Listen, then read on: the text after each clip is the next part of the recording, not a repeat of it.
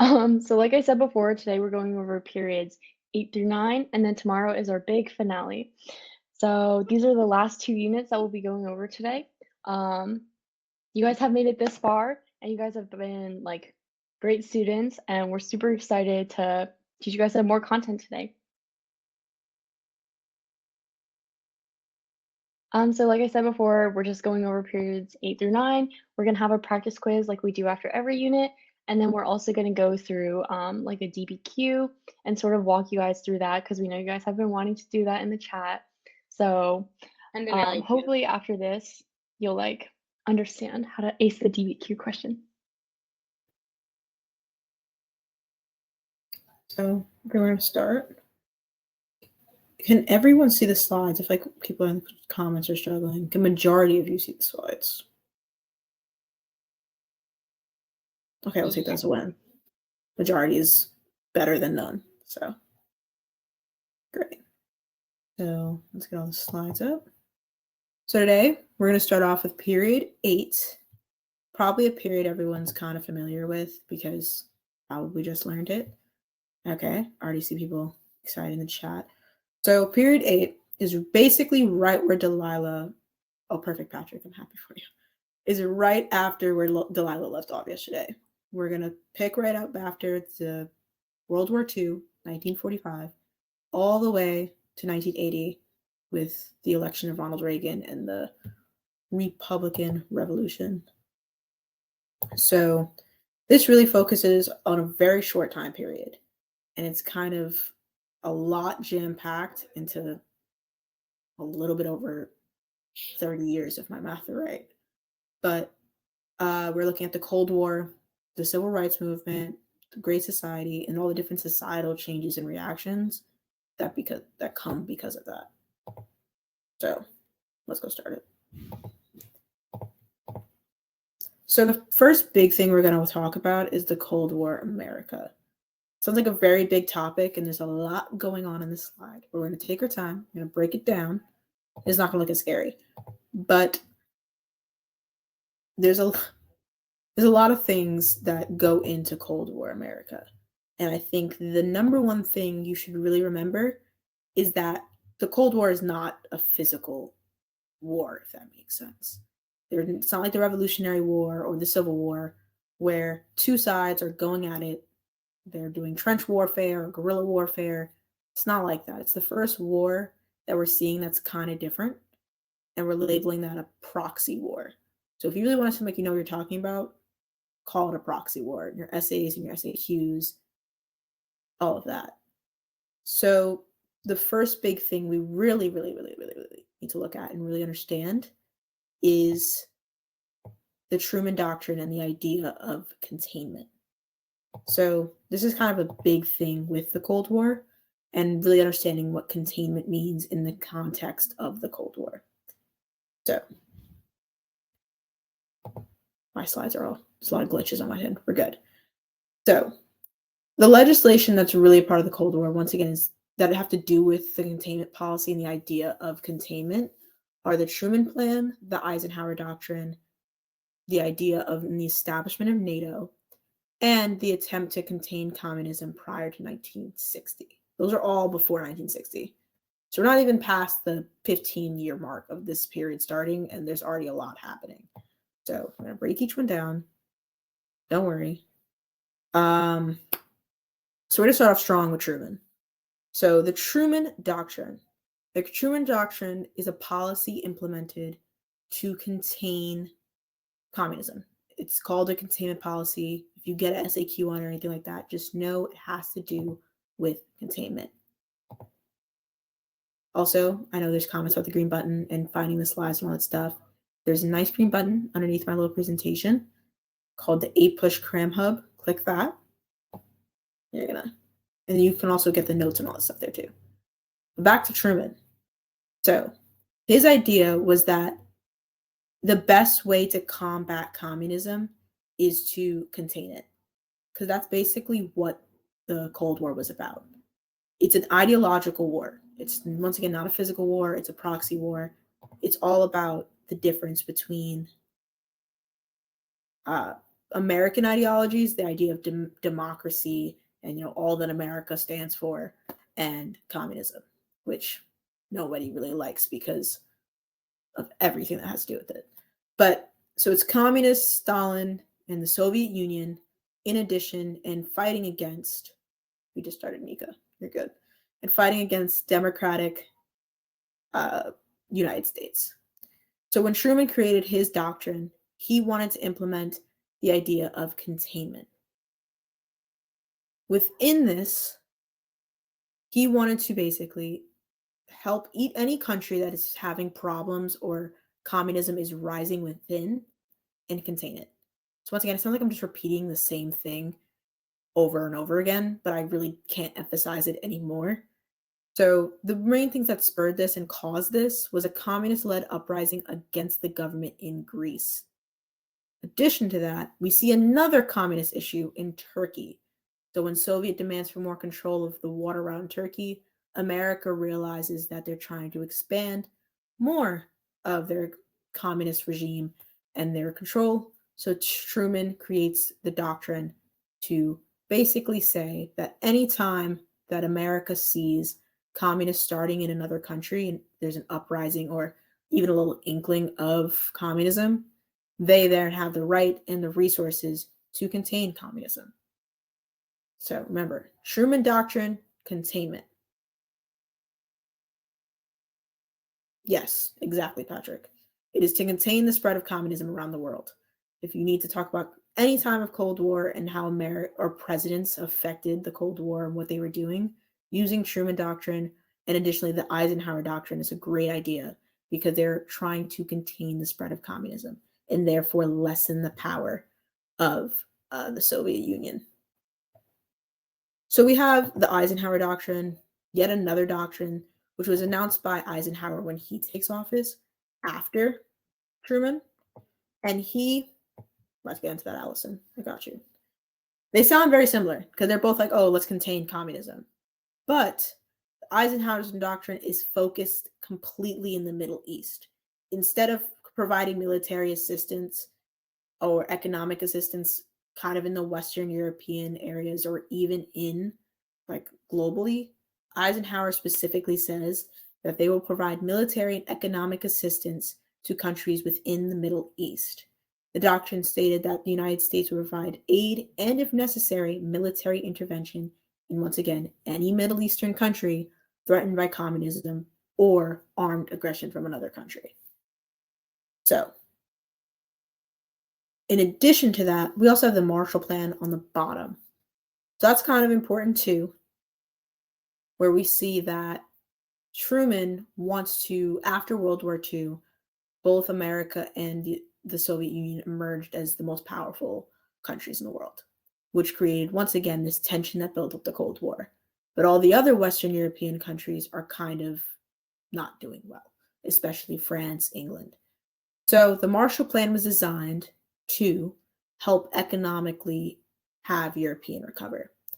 Truman wanted to present $17 billion to the European Recovery Program. Zoe, basically, if I had to simplify it for enough for your AP exam, I bet we can find 3,000 differences.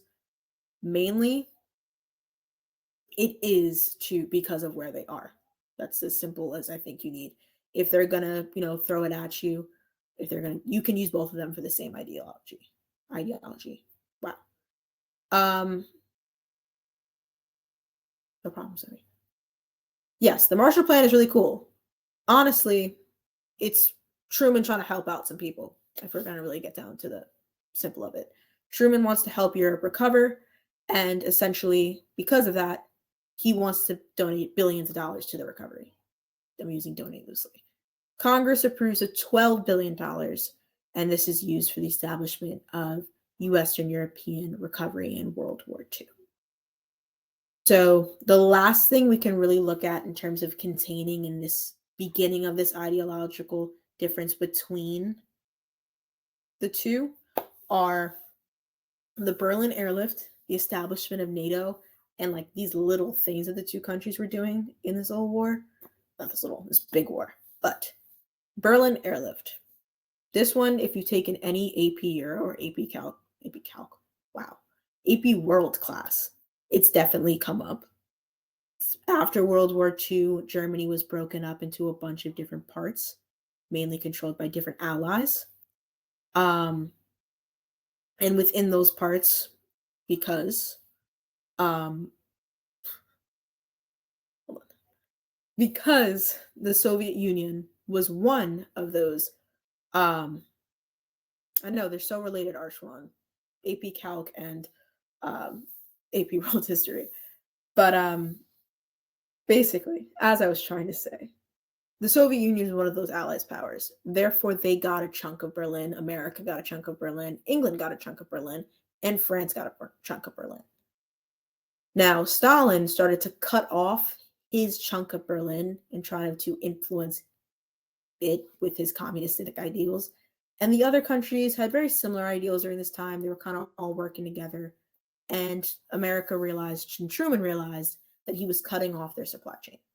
So they were cut off all access by land, and therefore America could not send any sort of aid or goods. So Truman had them airlifted and airdropped, and Stalin did not challenge this, but there was two different Germanys that were really created based off those ideologies. So after World War II, Germany was once again divided because of the Cold War, one part being the democratic American side and one part being the communist side, which we're really going to see throughout several different countries during this war. One of the last things, we have NATO. So for the sake of this exam, you do not need to know the history and the intricacies of NATO. But what you do need to know is that when it was established in 1949, it was a military alliance of Western countries created to counter the military threat from the Soviet Union and its allies. So, NATO is just a coalition of countries coming together saying that if the Soviet Union acts up, they have a military alliance to then squash the threat. It was intended to create a collective defense against the Soviet Union, and the USSR countered this with the Warsaw Pact. But for your sake, please just know it is a military alliance against the Soviet Union and the spread of communism. So, additionally, another thing we're going to kind of see, the US starts amping up its security. So the Cold War is really, once again, kind of a war of pride, if we're going to bow to it. They want it to be the best country. These are two countries fighting to be number one. They want to have the most weapons. They want it to be the smartest. They want it to have the best people. So by doing this, they were having a weapons and arms race. They were in a race to the moon and to gain solar power. As you see, America won the race to the moon, but Russia was in the space first. Yes. So it's basically not only just physical wars, but it's also this idea of who's the best. Thank you, Patrick. The space race. That's what it's called. But they had an intense competition to develop better weapons. We see them both developing more atomic bombs and basically submitting their people to the fear that they could be bombed at any moment. So this is kind of Cold War America. I want to say, just because there's so much on the slide, if you have any questions, I would throw them in now, because we're really going to move on. And when we move on, it's going to start changing away from it. Yes, civil rights is tonight. So is there any other questions on this while we're here? I would throw them in the chat. Annalise, not in the way that you would expect, but more so by dividing. They did. But for your sake, you need to know that in this way, it was more so that they really divided the countries more. I'm going to let Emmy take over more, but I just don't want to overwhelm Emmy and Lubov by going on 20 different things. The Berlin Wall was before.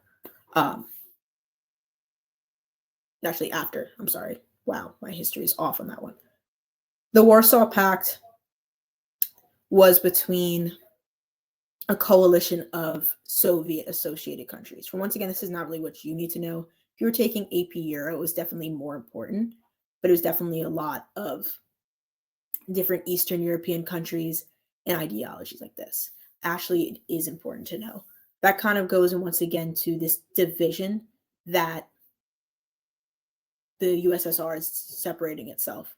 And we're going to see that and how it's trying to dominate a lot of the Eastern countries and emerge as a power that way.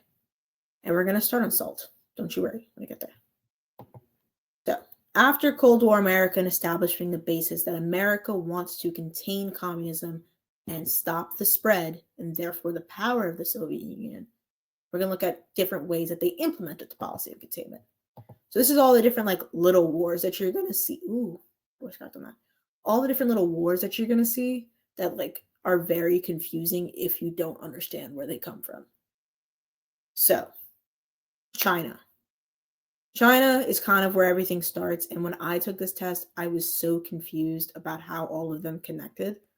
But so in China, we see an uprising of or a battle between nationalists in the south and communists in the north to create the Chinese Civil War. Now, the nationalists in the south had a lot of advantages. They had American political and economic backing, but they also were being recognized by the Soviet Union. So the Soviet Union was kind of working with them, a lot of them, and a lot of corruption was spread throughout the nationalist leaders, and inflation soon occurred and devastated the middle class. Meanwhile, the communists in the north held tight discipline and were implementing a lot of communistic ideals and patriotic appeals to really hold a very strong influence over their peasant class. Therefore, they were a lot more put together than the corrupt and overall breaking. No, the Soviet Union supported the communists. We're going to get to that in a second.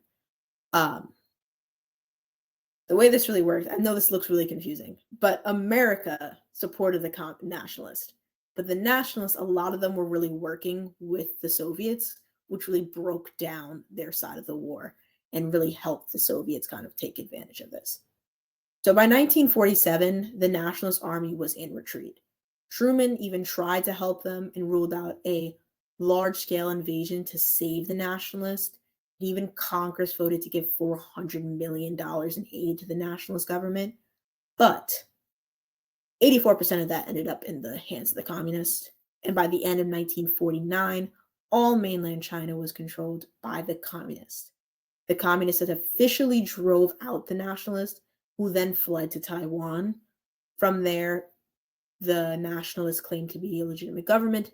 But what you really to know is that Stalin came in, made an agreement with the communists, and then established China as an official communist country within the Soviet sphere of influence. So, after the kind of loss and the L that America took in China, they had to face another big problem in Korea. So, the North Korean army invaded South Korea, and the US got involved. Now, the North Korean army is supported by not only, you can say, the Soviet Union, but by China. We're looking at a lot of communistic support in the North Korean army. Meanwhile, South Korea was kind of against communism. Therefore, America was supporting them. The big guy here is General MacArthur. He was sent by Truman to handle this war and to kind of squash the issue. But he aggravated the war by crossing over the North Korean lines against orders, and therefore really pushed the South Korean and therefore the Americans back in this war.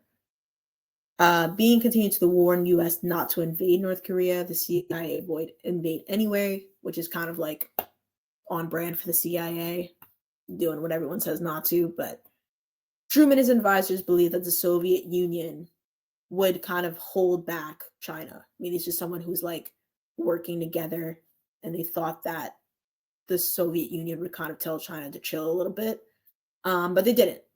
And America and MacArthur thought the same when he crossed over, that China would kind of be restricted by the Soviets. And the US really got involved in the Korean War because, once again, it's this idea of containing communism.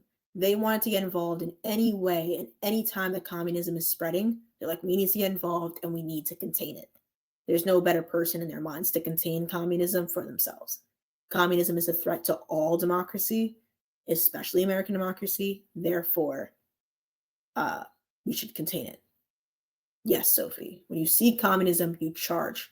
Literally, if you literally look, anytime America saw communism, they were going for it. They were going to take care of it, even if it wasn't successful or the best idea.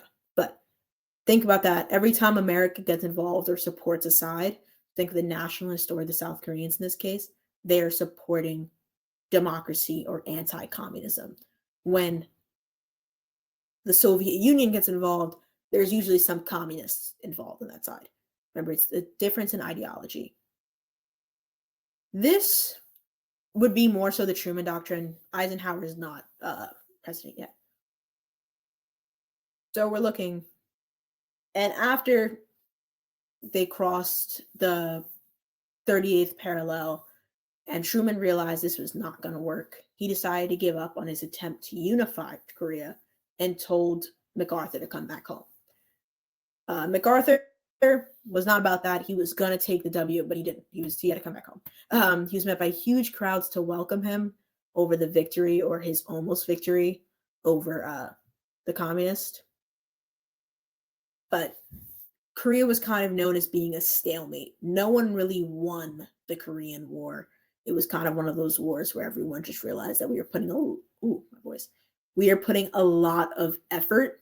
Kevin, I promise we're going to get there. We're putting a lot of effort and money into something that is really not going to benefit anyone, and it really didn't. So Eisenhower ran his campaign, a lot of it, on going to Korea and trying to fix this problem and what can be done to stop this war, because it kind of continued into his presidency. And he used UN forces. He tried diplomacy, the threat of nuclear war. But overall, the sudden death of Joseph Stalin and the idea that this could escalate even further in March 1953 basically made China stop out of and move out of North Korea, making an armistice. Basically meaning that the death of Stalin in 1953 led to the end of the Korean War, where both China, or North Korea in this case, kind of stepped down and realized once again we are using a lot of resources and this just isn't going anywhere. So an armistice or a peace treaty is signed in 1953 during the first year of Eisenhower's presidency. So the person asking which type of doctrine is this? This all is the Truman Doctrine. Eisenhower just stepped in. He just took care of and kind of ended this war. And we didn't resolve anything. We're very true. But he kind of came in and handled this in a way that he felt as though was best, and then went on to develop his ideology of applying this to the Middle East as well, as the Soviet Union was trying to grow their influence. So this is all the Truman Doctrine if you're going to apply it to something. Next, we have Cuba. So Fidel Castro was a communist. He cut off trade with the U.S., so basically the U.S. freaked out. Eisenhower planned the Bay of Pigs invasion, but Kennedy took over and planned under Eisenhower to use Cuban exiles to overthrow Fidel Castro and his regime in Cuba. This was a failure. You're not going to hear about the little nitty-gritty, but you should know that Kennedy's Bay of Pigs was known as an upset. It was known as an embarrassment. He basically embarrassed America. He had 400 Cuban exiles moved ashore at the Bay of Pigs on the southern coast of Cuba. They failed to send off a general uprising as planned. He basically thought that everyone would go with these Cuban exiles, and they didn't. Nobody supported them. It was kind of them by themselves. And therefore, this whole uprising that Kennedy tried to start completely failed. So if you have to know anything about the Bay of Pigs, you know, Marina, no, we've not. You need to know that it was a failure. Basically, people mainly died. That's what you need to know. That's exactly how it was a failure if you really want to know. But it was in 1962. We're going to move also into the Cuban Missile Crisis, where throughout the summer and early fall of 1962, the Soviets decided to build up arms in Cuba and to protect Cuba from American invasion. And Kennedy issued a stern warning against any offensive weapons in Cuba. Oh, the Bay of Pigs. Yeah, exactly it. The Bay of Pigs is a failed invasion to overthrow Castro and was known as being an upset. Just know that it was a complete failure. No one successfully overthrew the government, and Kennedy looked really bad. But he kind of, redeemed himself with the whole Cuban Missile Crisis, where basically he told Soviets to take their missiles out of Cuba because it's a little too close to America, and therefore he was not having that. Kennedy oversaw the Cuban Missile Crisis, and he's the one that made sure that all the missiles were removed from Cuba, therefore to remove the threat to America, because geographically they are very close. Cuba's only a couple, I don't want to say a couple, but not too many miles in between that and Florida. So imagine how much damage that could do with 90. Thank you. I knew it was close. So it's very close. A lot of damage can be done. And therefore, Kennedy was like, we need to basically stop the Soviets. And thank you. We're going to look at societal changes in 1950s. This is a bit of a switch up. Yes, I was going to ask if anybody had any questions on that slide. Let me go back so you can ask them in the chat. The Cuban Missile Crisis is big because it was so close to us. Think about, yes, we did go to Turkey. It was kind of a drawback. So the U.S. had to take a lot of their missiles out of Turkey, which is close to the Soviet Union, and they had to take all their missiles out of Cuba, which is close to us. The Warsaw Pact is the Soviet retaliation against NATO. You don't need to know that very deeply. So think about that. Bay of Pigs, failure. Cuban Missile Crisis, positive. We did not talk about SALT. I did skip that. We're going to go back. So SALT was the first limited exchange between the two superpowers and 200 anti-ballistic missiles apiece. So the second froze the number of ballistic missiles for a 5-year period.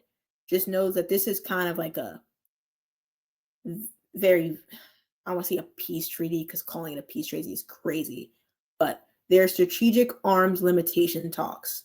These two countries were doing what's called brinkmanship. They were bringing each other to the brink of war. The Cuban Missile Crisis almost ended in a very bad way. They almost sent hundreds of missiles to each other. Brinksmanship, I can put that in the chat for you. It should be that. I'm horrible at spelling, so I'm hoping that's it for you. But this idea that they were, in a sense, pushing each other to the brink. Like if you fill up a cup of water and it's about to spill over, it's on the brink. They were pushing each other to see who would break first, and the strategic arms limitation talks kind of calm that down. So I'm going to look. SALT is just the name of the thing. It's strategic arms limitation talks. Yes, the Cuban Missile Crisis and the almost nuclear war ended with that. So we're going to go on to the next slide. Joelle, yes, they were.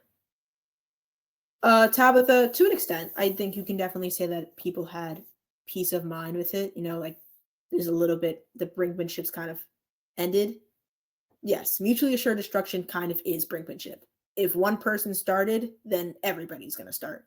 It's the idea that if America decided to attack, exactly, it's pure hysteria. The idea that if America is like, we're going to attack the USSR, they're getting attacked right back. So neither country really wanted to do it, but at the same time, you don't want to look like I don't know a nice way of saying it. I'm trying to think of like the clean way of saying it, but you don't want to look like you don't want to look like the scaredy cat in the situation. You don't want to look like the guy who's like, doesn't know what they're doing. I don't know if you want to consider it a tente. That's a little bit extreme, I think. France and England were trying to recover after World War II. So they were struggling on their own accord. So we're going to move from the policy of containment back until society changes in the 1950s. So the thing about this period is it goes back and forth, and it's really hard to understand all the different changes going in with it. But, am I frozen? Am I? Okay, we're good. Scared me. So the issue with this is that there's a lot going on here. There's a lot. You're going from Cold War, containment policy, Truman Doctrine, all these different things, all back to like society in America. So you're dealing with a lot of international issues and domestic, but you do need to have like a good grasp on everything. So the first thing we really need to understand is the GI Bill. So I don't know if you ever heard of like G.I. Jane, or like, that's how I remembered it because I've watched the movie, but like G.I. Jane, G.I. Joe. It's how I remember that it has to do with the military. And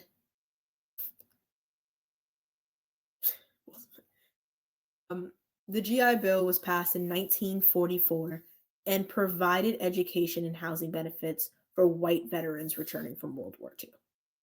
That's all you really need. It's nothing like crazy. That's just how I remembered what it had to do with. I think I might have had a multiple choice question on it, but I associated it based off that. And if Will Smith helps you remember that too, I'm happy to help you with that. That's not what he called her. The baby boom. This is another thing I feel like you need to kind of conceptualize. I feel like it's easier because we call people boomers and stuff. So the term is like well distributed. No, the GI Bill did not benefit African Americans, especially during this time. The baby boom was caused by a number of factors.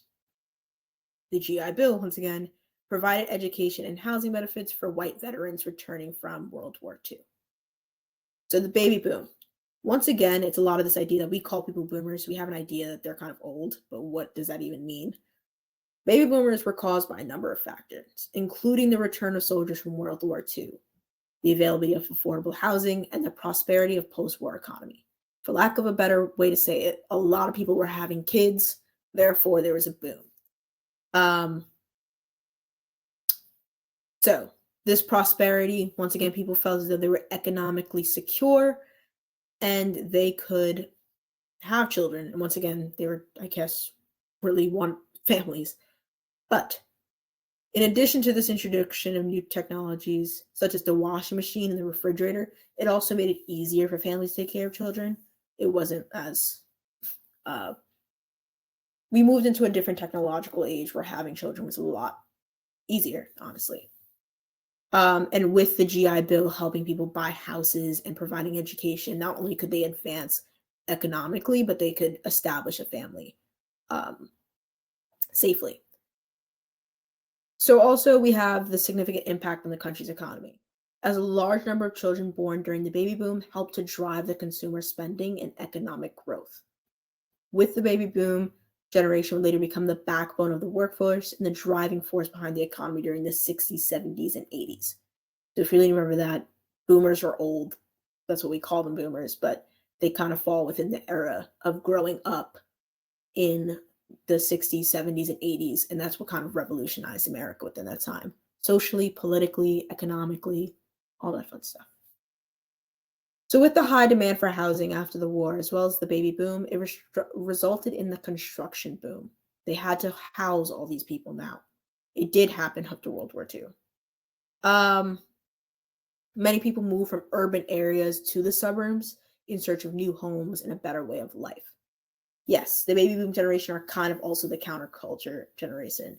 They're overlap a bit, I think, like the older ones, but they really help push that movement. So what we have here is that also, in addition to the construction boom and just people moving out of cities to the suburbs because they want to have bigger homes and stuff, it is also the establishment of better railroads, better highways, infrastructure that also push people to move toward the suburbs. So we have Levittown, which is kind of like if you have to really remember the suburban community and all that stuff. Yes, the Levittown was the invention of future neighborhoods, simply. William J. Levitt led to the development of post-war suburbia with his building and promotion of Levittown. It was a 17,000 mass project for low-priced family homes on Long Island, New York. So remember Long Island? I don't know if you ever know New York geography, but it's like the suburbs in comparison to New York City. It has a warmer climate, lower taxes, and economic opportunities in defense-related industries attracted GIs and many of their family also to move to the Sun Belt states. That's another thing you might see come up, where this is a region of the United States that includes southern and southwestern states because they have warm weather, a growing population, and a lot of people are migrating there. So this is kind of where you see like the cookie cutter, like keeping up with the Joneses ideology. This thing about keeping up with the suburbs and the suburban life and getting all the new technology like a refrigerator and a washing machine, you wanted to keep up with it. You wanted to be revolutionizing. You want to be keeping it up. And yes, he was. Yes, there was not a lot of Black people, if any, in Levittown. So that's kind of where you're going to see the social changes. We're moving from, with more people being born, with the establishment of southern states and the GI Bill helping both of those occur, and people moving out toward the southern and the southwestern states, we're seeing the American society kind of evolve and set it up for the counterculture that's going to occur in like 10 to 20 years. So, yes, it is a continuity. Look at you guys. The Sun Belt states are states that people move to because they're warm, essentially. So think California. It's basically Florida, kind of to California, some people say, but think more so Florida. People move to Florida now because it's warm and it has a lot of opportunities, essentially. A lot of people, older people move to Florida. It has a growing population this time period and has a lot more job opportunities. So we're going to move on to the next slide. There's no questions, which is the Great Society. They moved because population was doing well, the economy was doing well, and life was just great. And I guess they wanted to expand and move on. It was just overall this development of a society that is now doing so well economically, not so much politically, that it's evolving socially. So now we have the Great Society. This is going to reflect a lot of what you've probably already seen and remember from yesterday about the FDR New Deal, because Johnson, the guy who becomes president right after JFK is shot and assassinated, becomes president and declares his war on poverty. His program is basically a domestic policy, which he called the Great Society, that leans on the ideologies of FDR. FDR was one of his heroes, and Johnson's a cool dude. I like Johnson, top 5 presidents. And he really just chill. I like him. He becomes president and basically declares war on poverty through all of these initiatives. First, we have Medicare and Medicaid. Yeah, we're gonna ignore Vietnam in my statement that he's the best one. I'm just talking about the Great Society. Y'all, let me have my favorites, please. Thank you. So we have Medicare and Medicaid.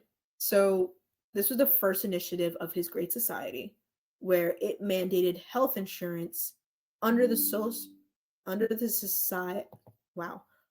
Social Security program for the Americans over the age of 65 and a supplemental Medicaid program for the poor. So this is basically where we see Medicaid and Medicare still exist to this day, that the elderly and the poor have Medicare and medical insurance. This is very liberal ideology. If one thing you should know about Johnson and his Great Society is that it is liberal. You're going to see, I remember this on my test, it's going to talk about, if it's talking about liberalism, you should remember the Great Society. So Medicare would be a part of his war on poverty. A big thing about poverty and this idea of staying within poverty is that medical and medical insurances, a lot is very expensive. I mean, even now, it's not cheap now, but it's certainly not cheap then. So, therefore, it costs a lot of money, and a lot of people who are beneath the poverty line cannot afford medical insurance. So we also look at the Elementary and Secondary Education Act, which provided more than $1 billion in federal aid, the largest going to school districts with the highest percentage of impoverished students. So this is also, once again, a lot of these can be found now. We kind of have a lot of these with a lot of these still are till this day running. But this is the idea that schools in lower income neighborhoods are receiving money. Schools with lower income students are receiving money in order to support them and uplift their educational journey.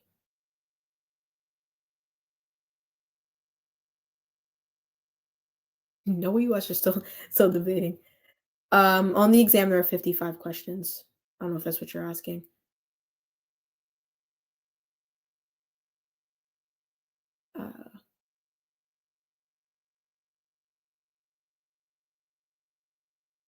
No, FDR, pretty sure FDR was a Democrat.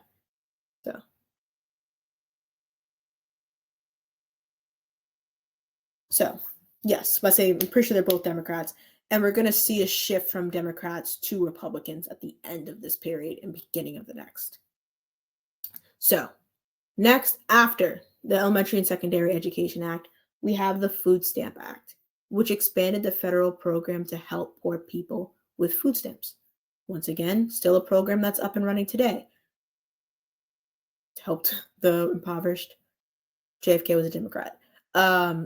Receive the ability to buy food and to support themselves. Remember, this is all objectives to help poor people, essentially.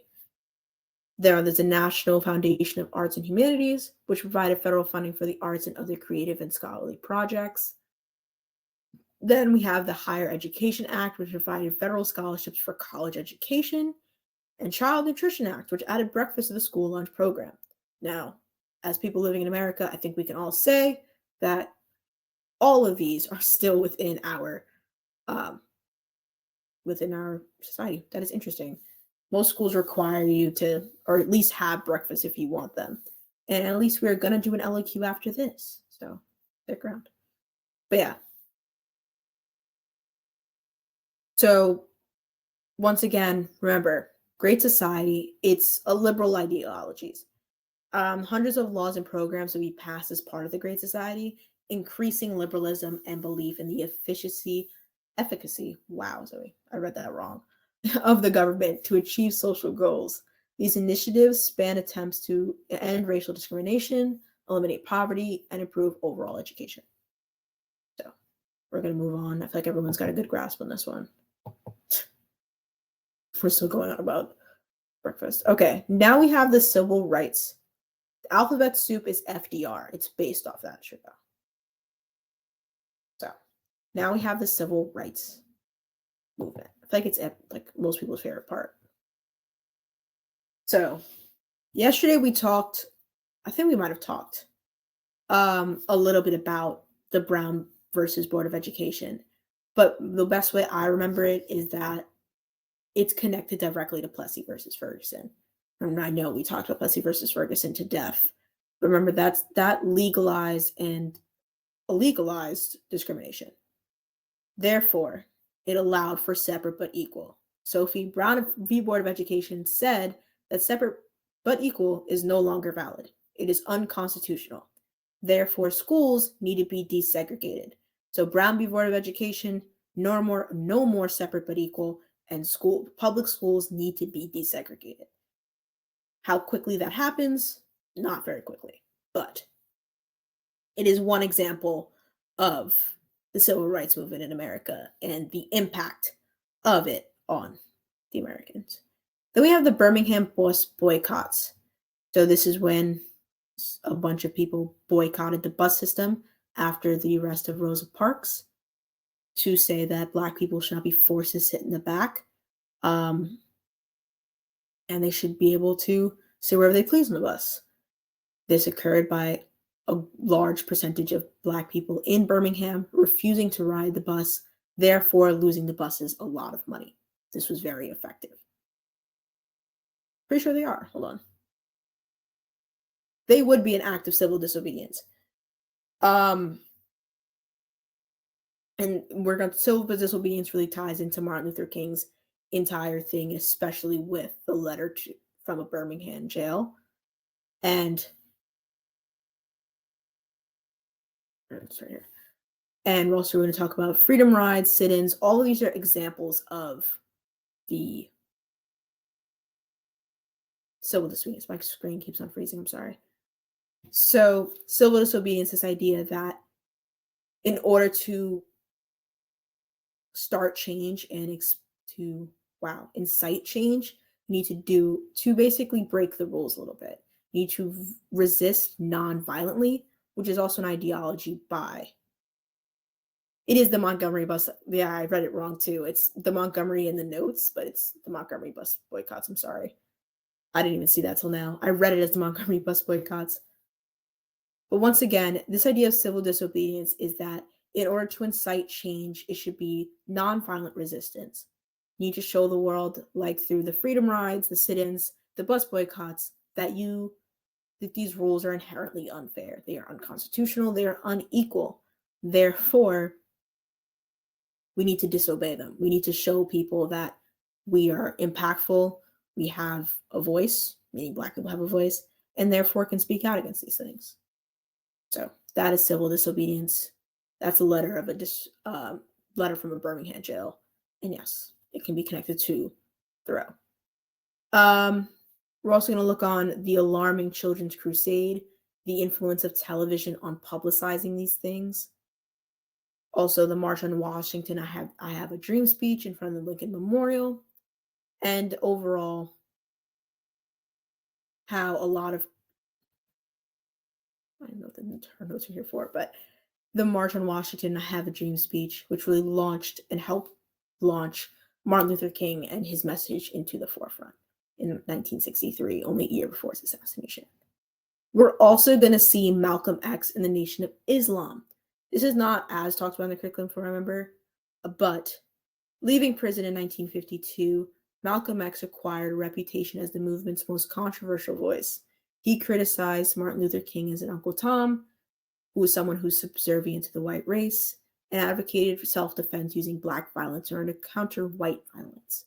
Eventually, he left Black Muslims and moved away from defending violence, but was assassinated by Black opponents in 1965. So, some advocated for Black power and racial separatism.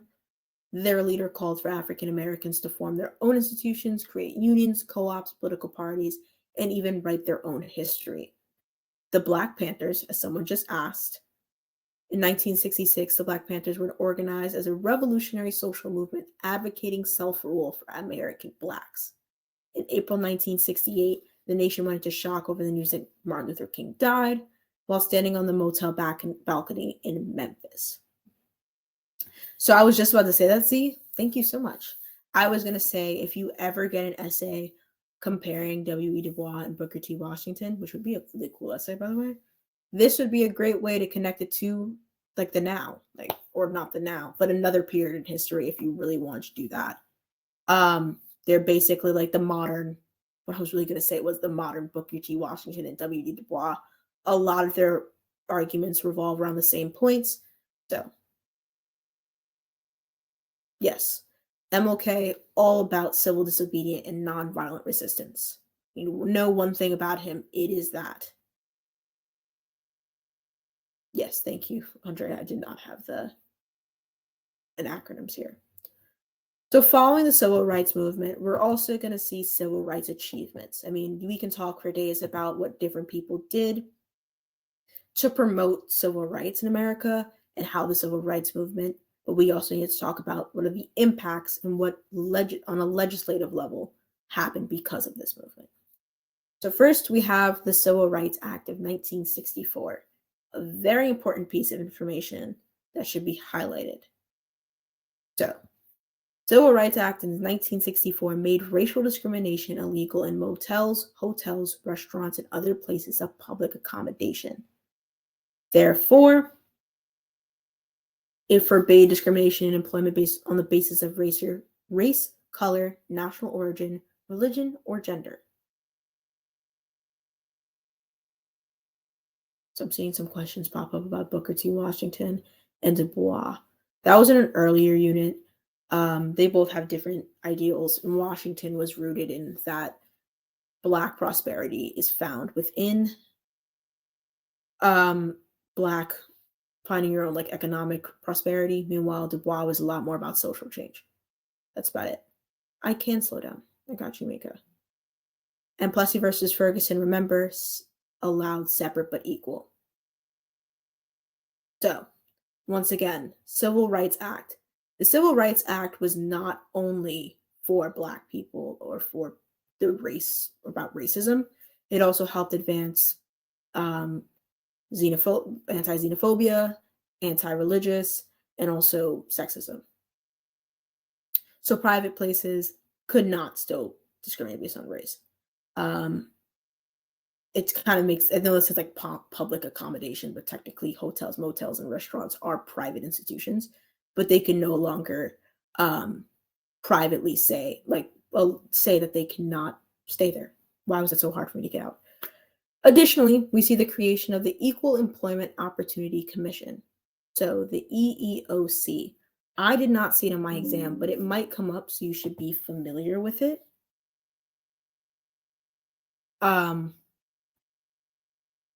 This monitor and enforces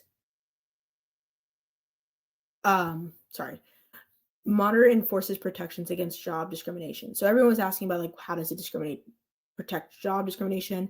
The Civil Rights Act says that you cannot discriminate based off all of these different criteria. The Equal Employment Opportunity Commission enforces that. So knowing this and maybe seeing on the exam being able to identify it is definitely very important.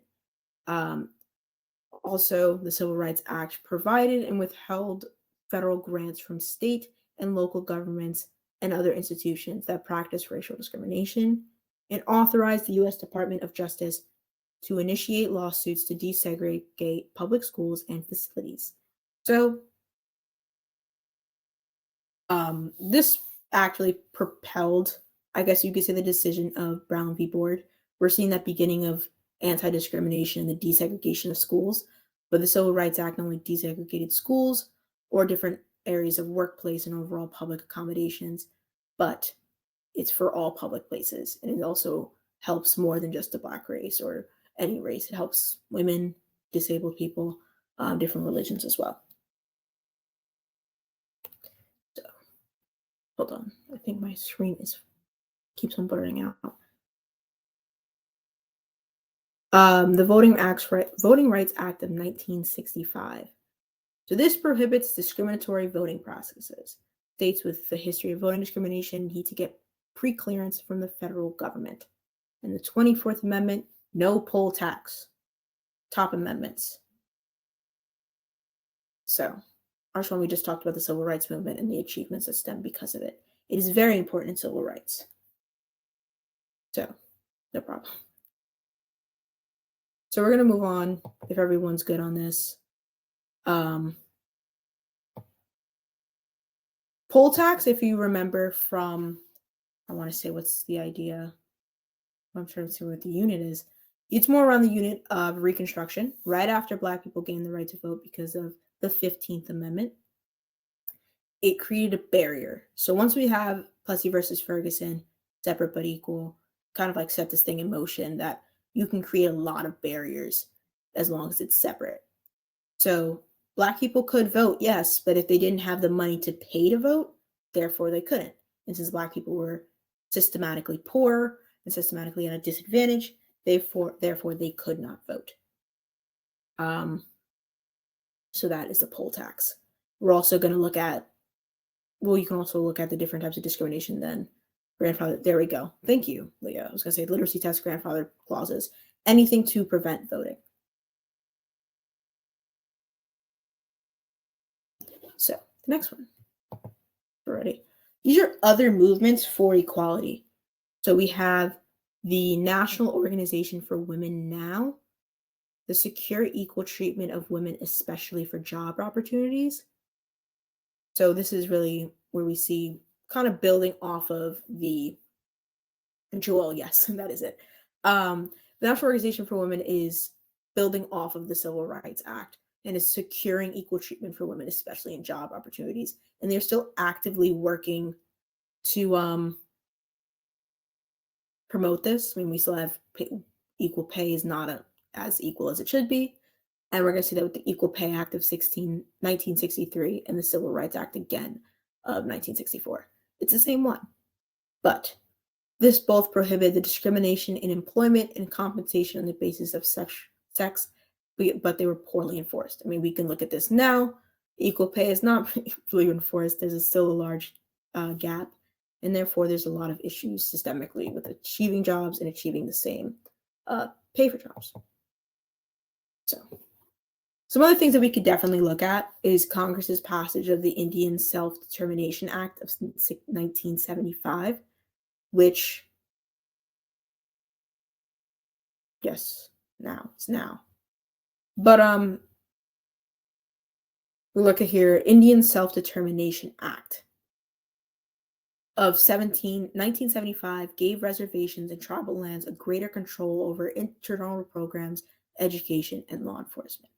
So even from the times of Jackson, there was still a lot of oppression and disdain towards Indian and Native American communities. And this act kind of gave them a lot of power back that was taken away from them and the ability to control their own culture and their societies. Next, we have Title IX. This is something that definitely still takes effect today, especially if you play sports at a public school or are going to play sports in college at a public college. This state that no person in the United States shall, on the basis of sex, be excluded from any participation in and be denied the benefits of or be subjected to discrimination under any education program or activity receiving federal financial assistance. So that's kind of really propelling women's rights within any federal applied program. So if you really need to understand how this is applied, it's this idea that any program, especially in education, if the federal government gives money to the program, if it's a public program, then women or anyone on the basis of sex cannot be cannot be discriminated against. What I was going to say is Sophie, yes, they leave them alone essentially. So next, we're also going to look at the 2015 Supreme Court decision that ruled I'm going to say that wrong. This Supreme Court case that the 14th Amendment protects the rights of same-sex couples to marry. You're probably not going to see this in the exam. It's basically part of Unit 9.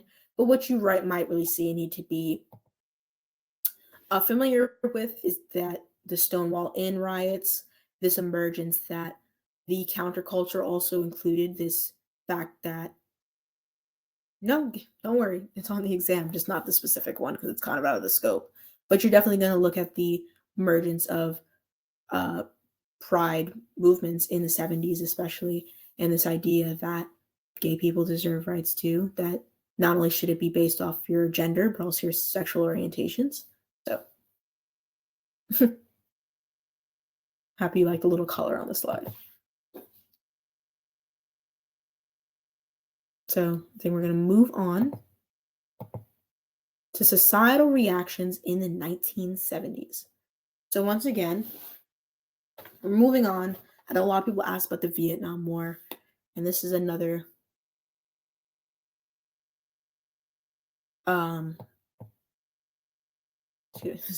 war that definitely is attributed to the Cold War. If we're going to bring it all back to the Cold War, this is another one that's connected.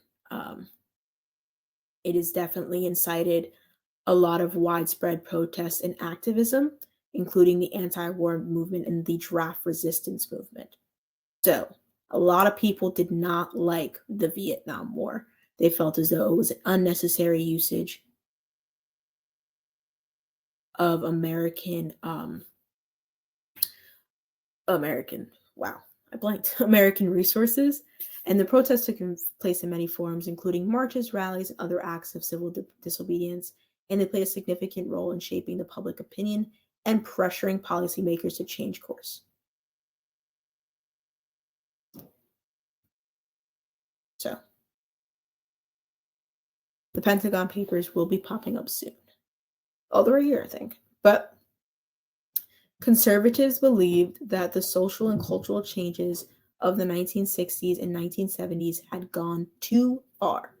That's what we're going to see more in the conservative movement. So we have the Vietnam War, which is really supported by a lot of liberals, very activist movement, including the anti-war movement and the draft resistance, like I just said. But the conservative movement, we're going to see, emerged in response to these changes, the response with many Americans advocating for the return for traditional values and more limited role for the government society. To remember that the Great Society is the government essentially being very involved in society. The liberal and democratic parties are kind of founded on that in this time, that the government's responsibility is to fix all these issues occurring. And that's what led to the rise of student movements, the opposition to the Vietnam War, the distaste with the social climate of America at the time. But the conservative movement was caused by all this liberalism going on. I mean, America was heavily involved in every aspect of it. With the war on poverty, with the Great Society, with even all of this, we're going to see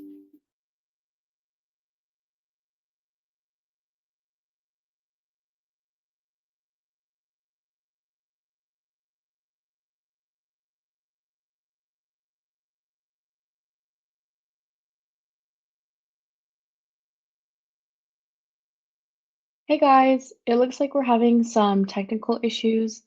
We're just gonna wait to see if Zoe will come back. Hopefully she will. Usually it's just a quick refresh, but if not, then I think Andrea will take the rest of the slides.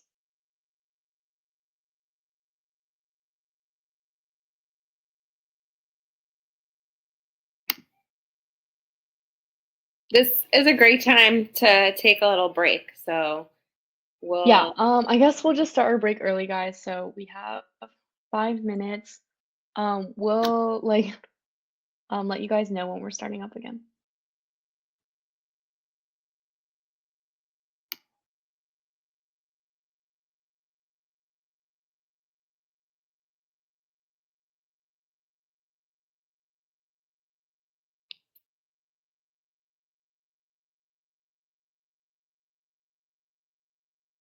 I think that this just like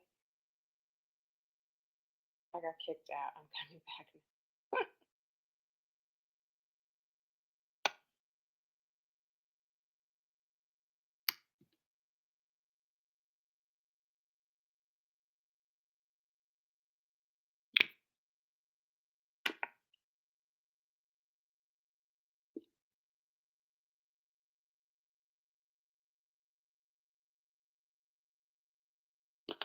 I just went to the wing, so now this girl is at me. I saw someone ask me about the Kahoots that I did. I have to be honest, they were not helpful at all. Like the most I remember about it were all the nicknames that I joined with, and I got kicked out for a lot of them. So I know. Got kicked out. Zoe's back. I'm Yay! back. It's okay. We're still gonna continue our break, like we said. Please do. So if you guys need water or if you want to eat something, that would be good.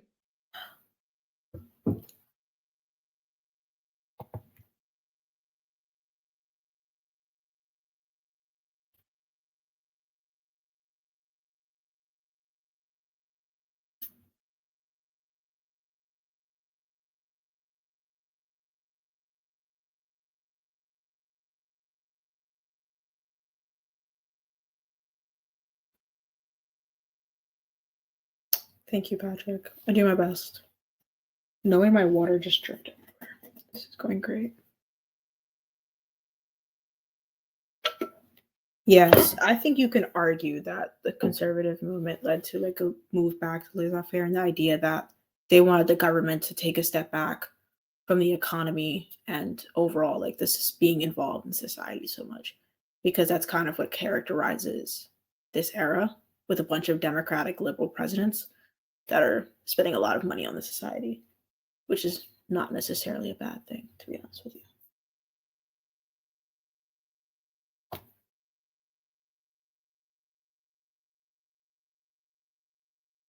Mhm.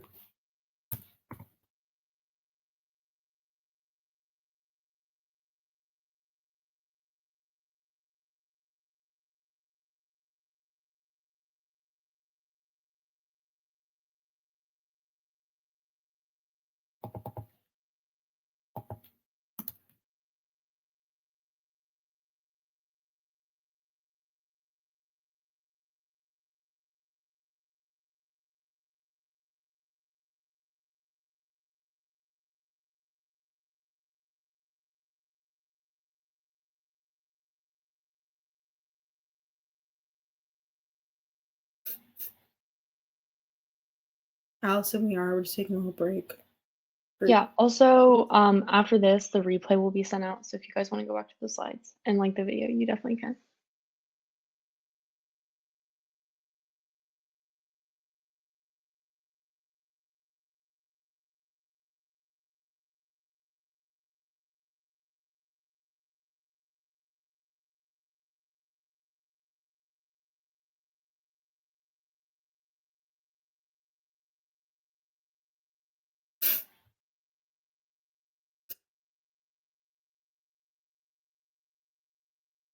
Brooke, I think for the sake of this exam, you can just know that liberals wanted to spend government money more so on like social programs and be more involved.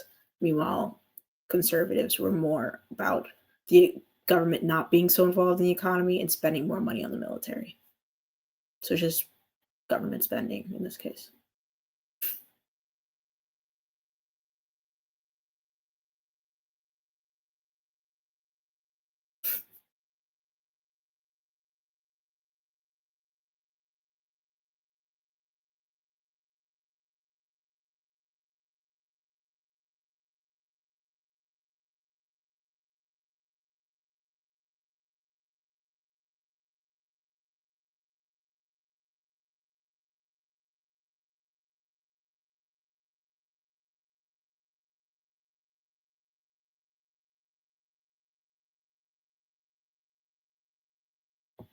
Allison, that's going to be Reagan when he pops up at the end of this period into the 9th.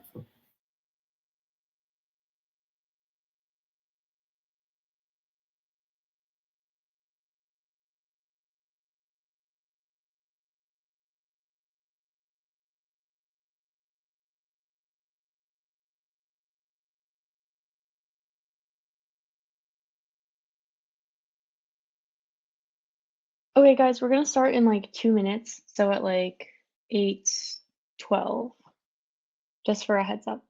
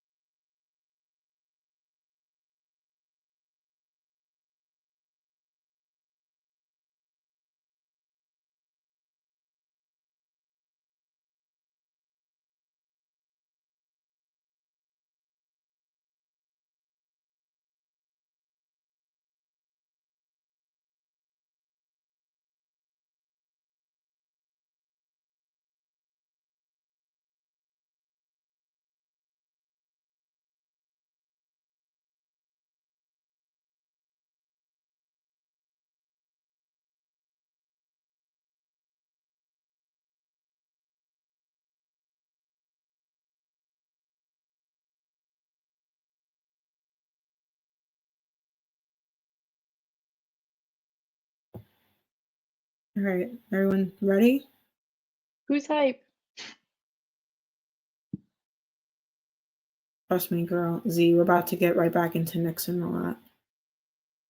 So denial just popped up. Okay, let me reshare the slides.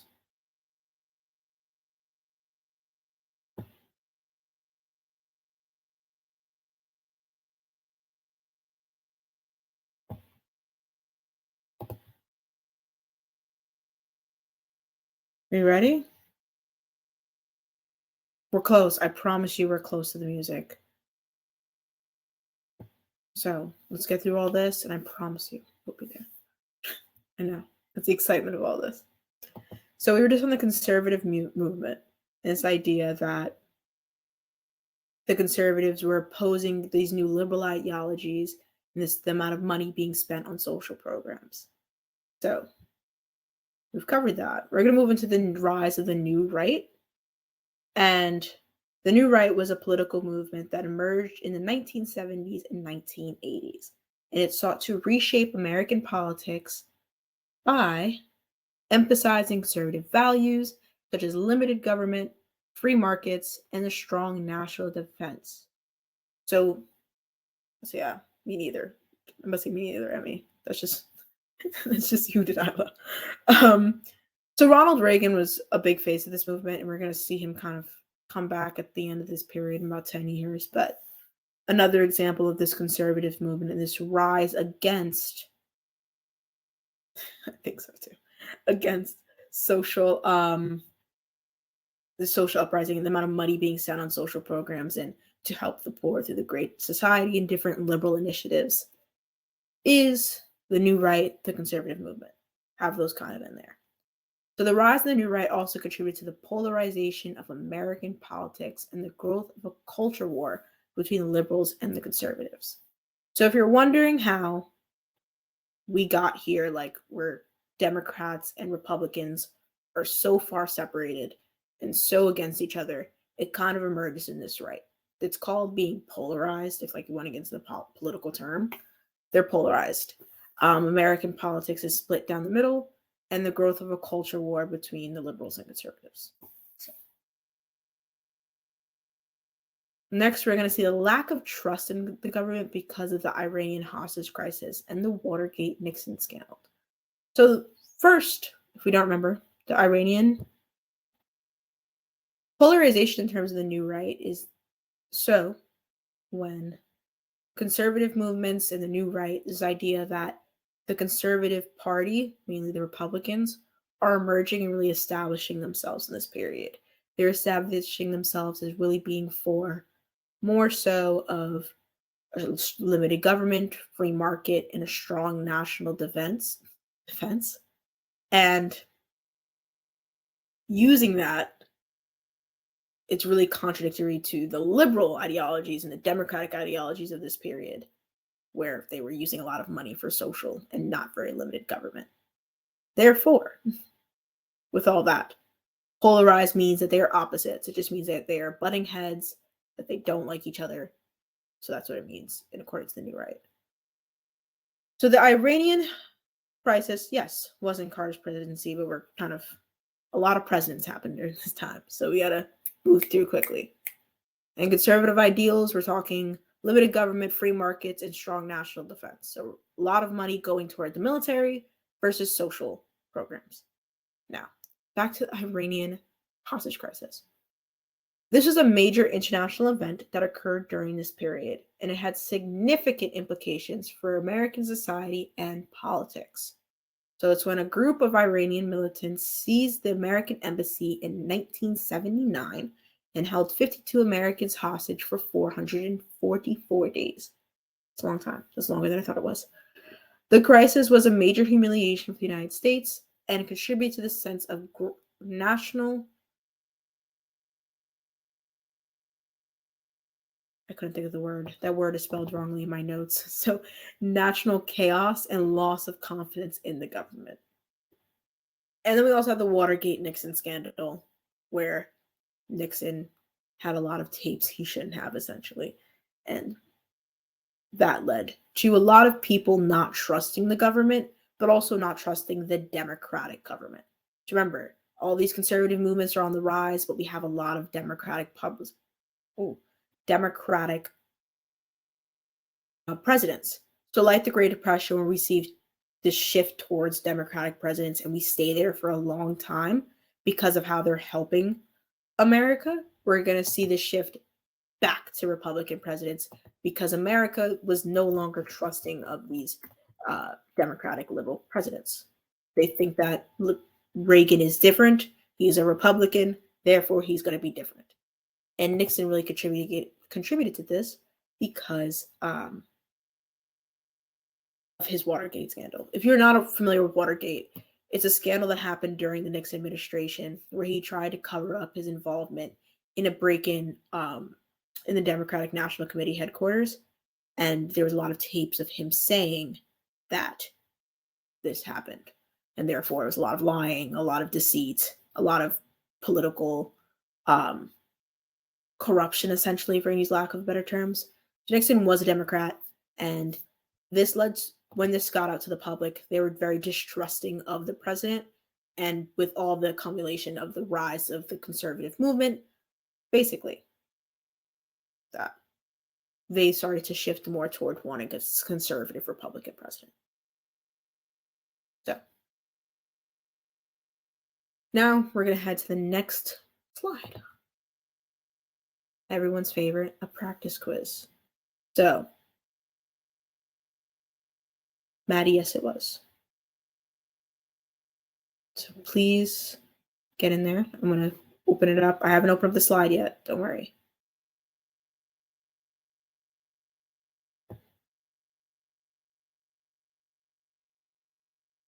Don't worry. Hold on. I got to open up the slide, y'all. I promise. We're getting there.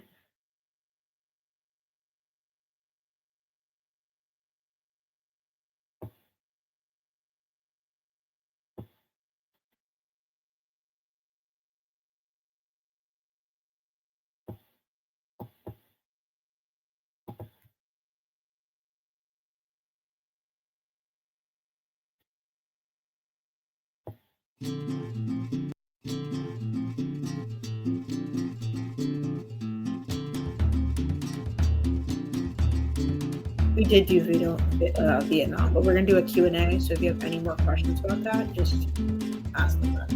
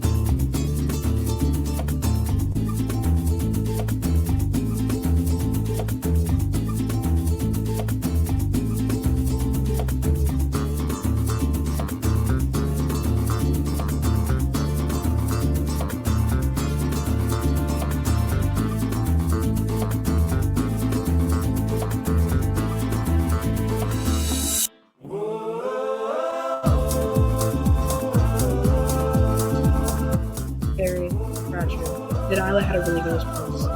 So we always see a shift from liberal to really quote denial.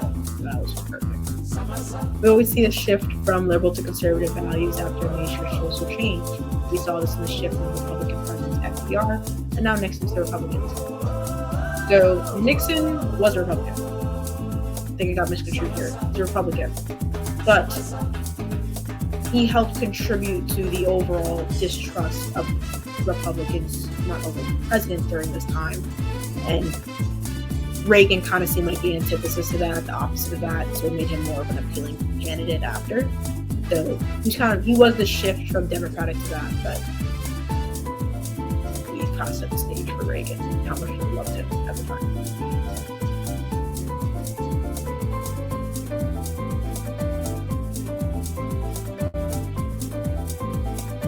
Conservatives during the 80s will be period 9. I got you with the link right here. Grab me those, regardless.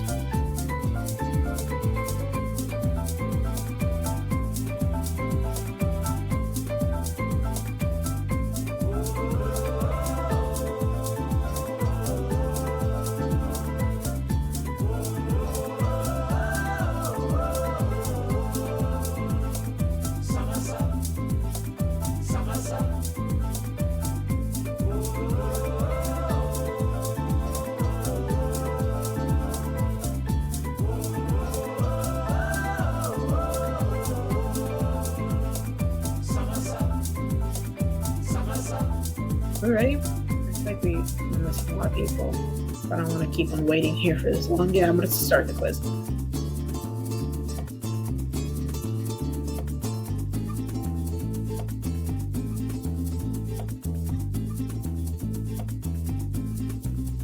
Yeah, we're about to start. Please join.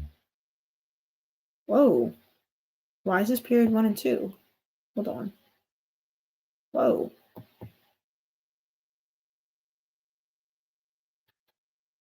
I'm so sorry. It's not you.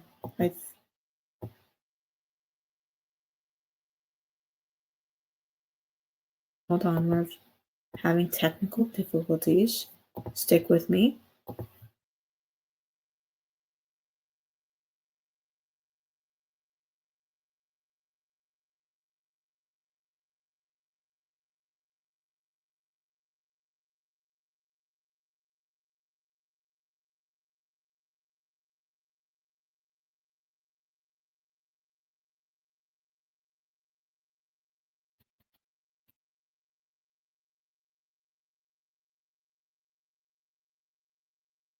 Hold on. I'm sorry, everyone.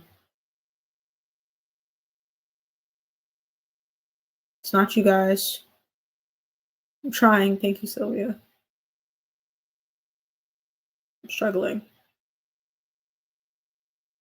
I really couldn't because I can't figure out the screen share, but thank you, Emmy. I'm trying. How's everyone doing? Well, we're all here.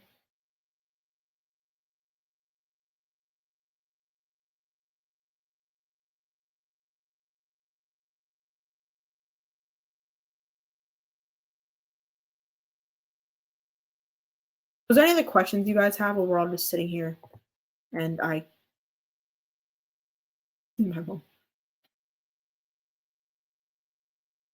Thank you. I appreciate you. Is there any other? I'm good. Thank you. I realized someone asked me that back. I appreciate you. So Z, I think the biggest effect of the Vietnam War on the US would be the effect it had on US society. So a lot of people, a lot of younger kids especially, so we're talking college, went against the Vietnam War, spoke actively out against it. So this kind of led to an overall universal distaste for the Vietnam War. It also contributed to a distrust of the president and overall American politics at the time. So that's kind of what we're gonna look about.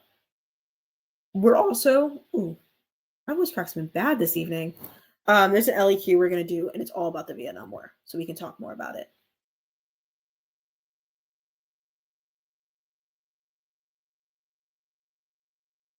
So keep asking questions. Someone asked what's the hardest part about my exam. Oh my god, thank you. The paintings. I'm gonna scroll up because I missed the hardest part about my exam. My SAQs for me. I actually didn't finish one of them. I ran out of space and ran out of time, and I prayed. I got a 5, but I guess I hope the other ones were good enough. I don't know.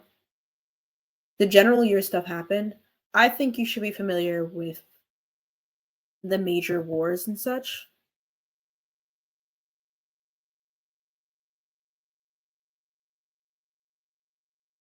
So I think what we're going to do here, everyone. Thank you for lacking with what would it take to me. Leah, I finished everything. I think it shows the importance of if you do badly on one part, it doesn't throw away your entire exam. I think it was part C of the 3rd SAQ. I didn't write it. I don't think I got to it. And if I did, I think I wrote 3 words. So I think it shows that if you mess up a little bit and you carry, right, my MCQ, DBQ, hopefully my LEQ, they carried me. So if you mess up, say, on your LEQ, but you got everything else, you could still get a 4 or a 5. So that's kind of to keep you up. I studied probably about a month, but I think that I didn't really do these crams. I think these crams are a lot more helpful. I wouldn't have had all this like collective.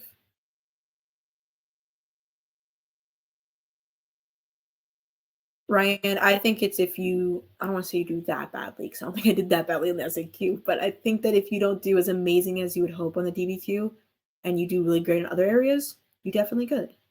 But definitely try your best. So, what we're going to do here, because of technical difficulties, thank you so much for sticking with me. We're going to move to the LEQ because I know a lot of people were really confused about that. And it's about the Vietnam War. So it's kind of a best of both worlds situation. We're knocking out two different things with one stone.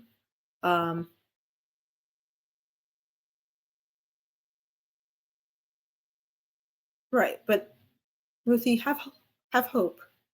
But yeah. So we're gonna move on to the LEQ. We're gonna talk a little bit more about the Vietnam War and such. We're getting all into that. So great.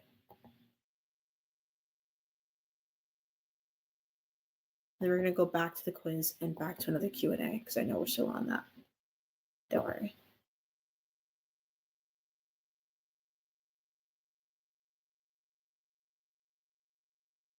All right, let me know if everyone can see my slides.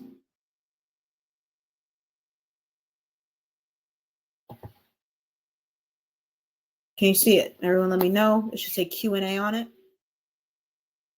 Beautiful.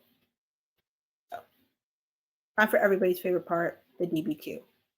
Not the DBQ. Wow, I've read that so wrong. The LEQ. So, this LEQ is an older one. I'm not gonna lie to you, it's not like one of the newer ones. But I think it's like helpful to like remember things, and also like a lot of people have questions about the Vietnam War. So we'll take care of that. So the question is to analyze the effects of the Vietnam War on two of the following in the United States from the period of 1961 to 1975. Yeah, so Sophie, I'm so sorry to break it to you, but since this is older, if this was written this year, it would say to an extent on it. Like, it wouldn't be this format. But if it makes you feel better in the moment, it doesn't have it. Arshman, we're going to go back to the test. We had some technical difficulties. We'll get right back to it after this. So this question is basically asking you to take two of the things it's asking here. The presidency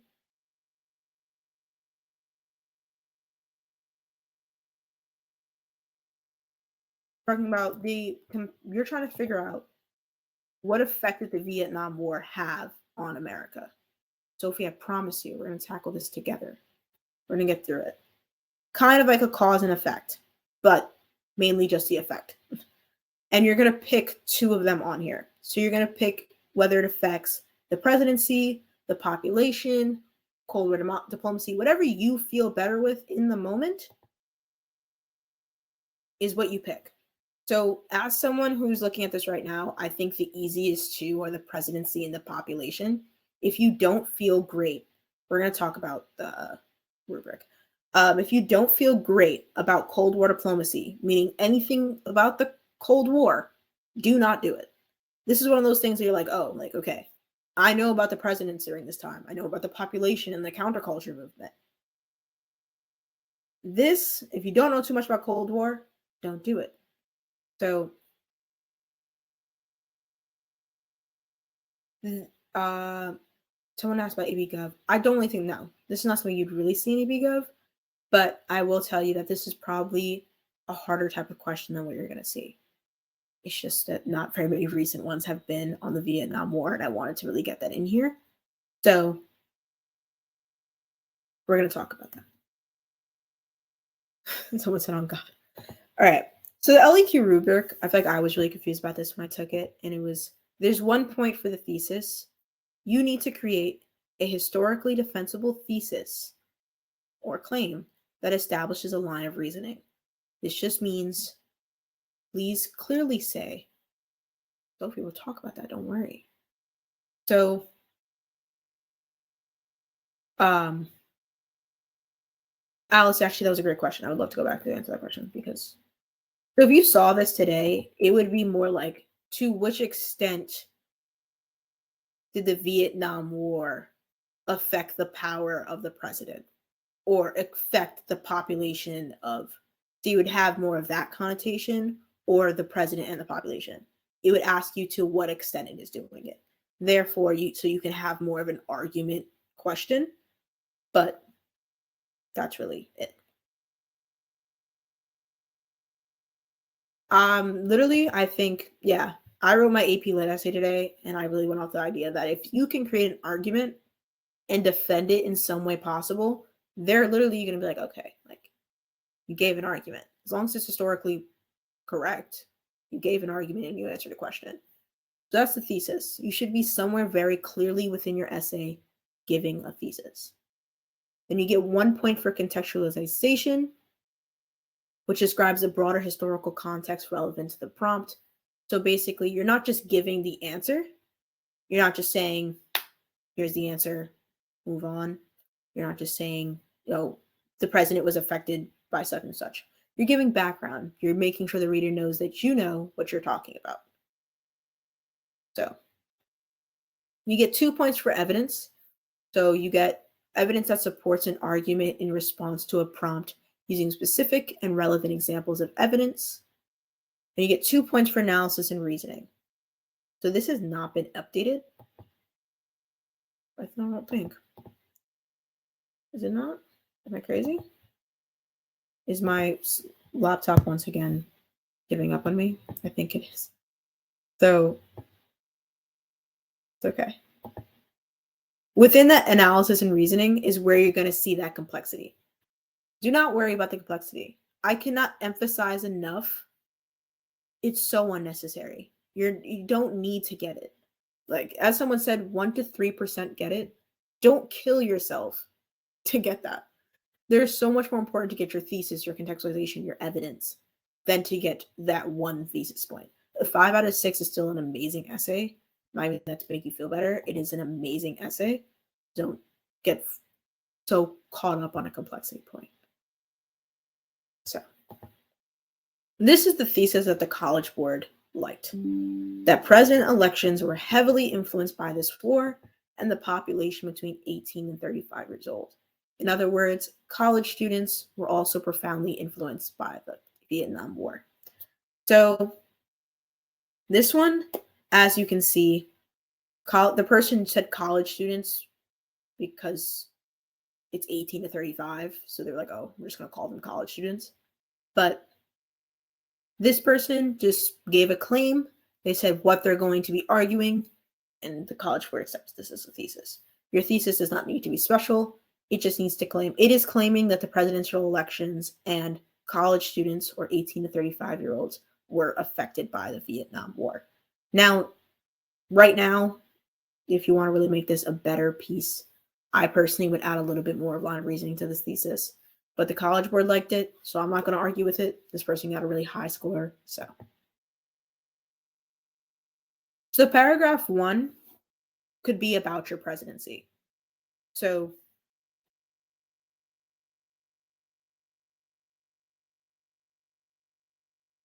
this person wrote their first paragraph about the presidency and what they felt as though they were affected by the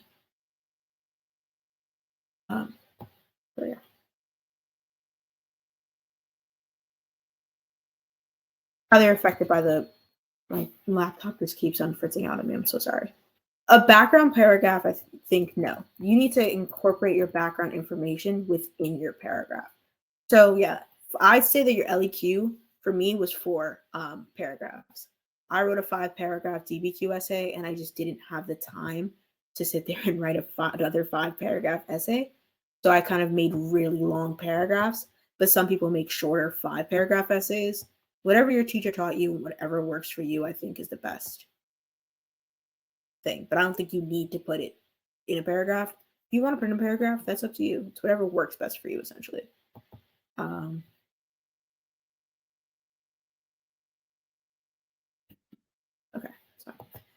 So we're going to talk about, so the Vietnam War diminishes the president's or the Americans' faith in their government. It shatters the liberal consensus and ends the age of Roosevelt, making it possible making the age of Reagan possible. So this sounds kind of like what we just talked about, but kind of not. A lot of confusing things going on here. But I want to note this is directly from the College Board. I didn't make it up because I wanted to be as accurate as possible. But here we have, and also that the people lose faith in the president.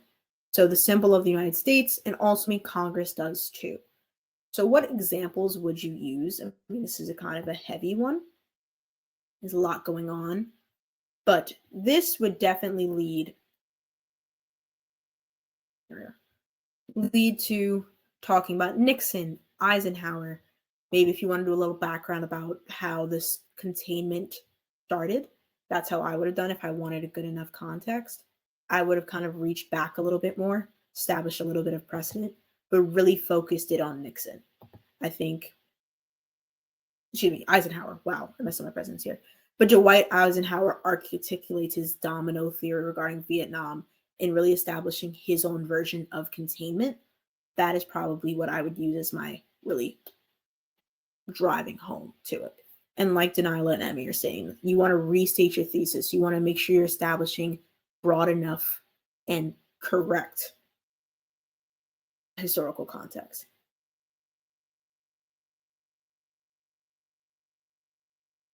Yes. Remember, you don't necessarily need to have a conclusion, but you should always have a intro. And also, if your handwriting is horrible, it's okay. Don't make it too bad. But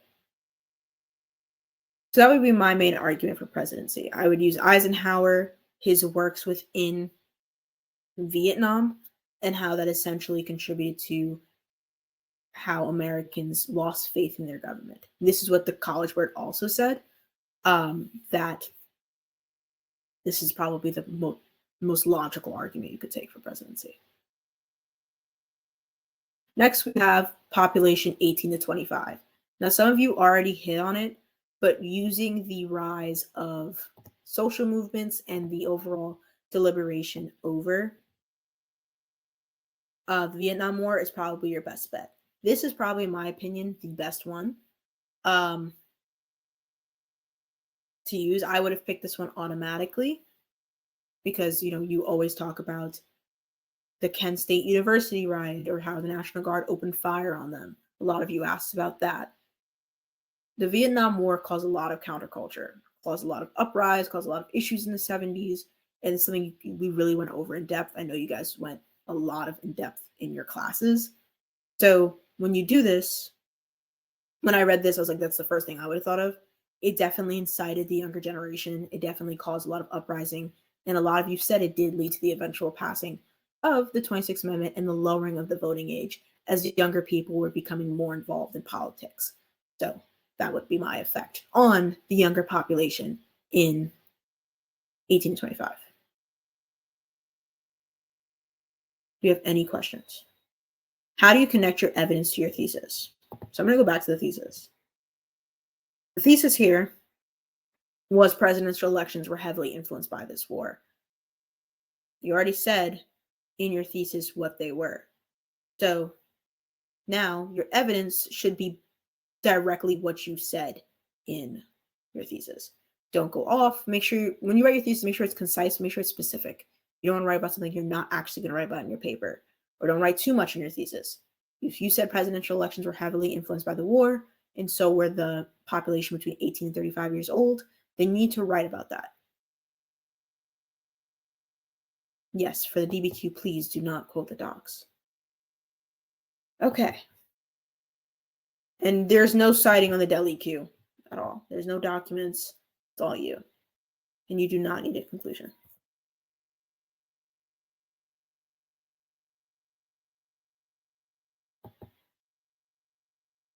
We stopped sharing and reshare just because we lost a lot of slides when we did this. Thank you guys for sticking with me through the technical difficulties. There's been a lot, but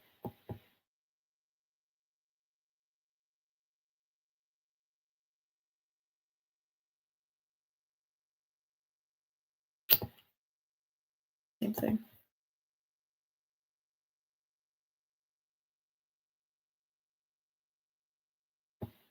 Yeah. ahead and go back. All right. Thank you, Blair. I'm trying. Do you okay. You know what? Let's talk about DBQ a little bit more, the LAQ, because I feel like that's really a point of confusion here.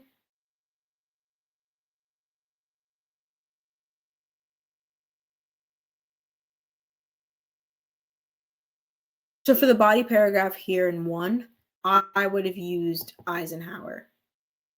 And you can also use it overall when we talked about presidential elections and that shift in presidential reception by the public. You can go into that as well, how the Vietnam War really changed how the youth saw and overall how America saw the president and overall who's supposed to be the leader and symbol of the United States. So that would be my evidence for it. Nathan, I suggest you find in a specific event, but it doesn't need to be super specific. But I do think, like, you shouldn't just say like the Vietnam War affected presidents. Give them something a little more substantial.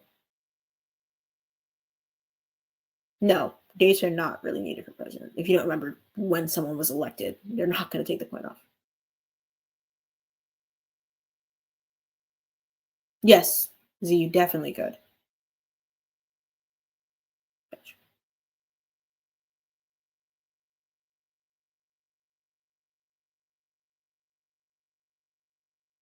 Yes, your evidence here, it's very clear prompt 1961 to 1975.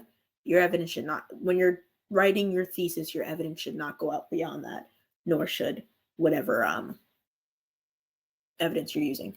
But if you're trying to connect it to something else, then that makes sense, but don't defend your thesis with something from like 1700.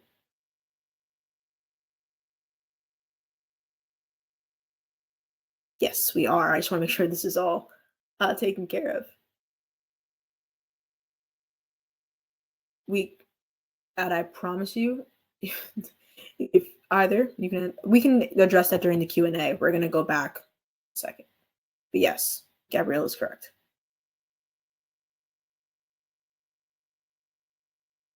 Yes, Isabel. So we're going to start the quiz, if that's okay with everybody, unless we want to review this a little bit more. Whatever's good with you guys.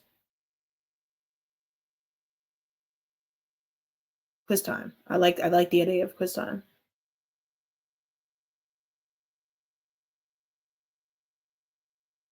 Okay. There we go. We're back. We're going to go in new and improved quiz. That's going to work thanks to Denilah. Thank you, Denilah. You saved me. Hold on. I'm getting you this link. Thank you, Faith.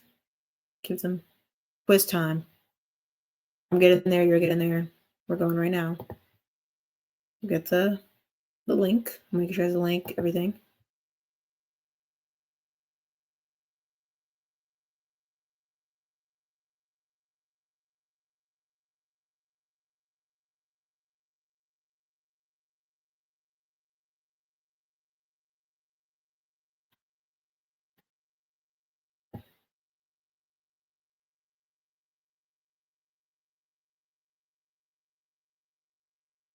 Get the link in the chat. The music is here. Everyone's the link.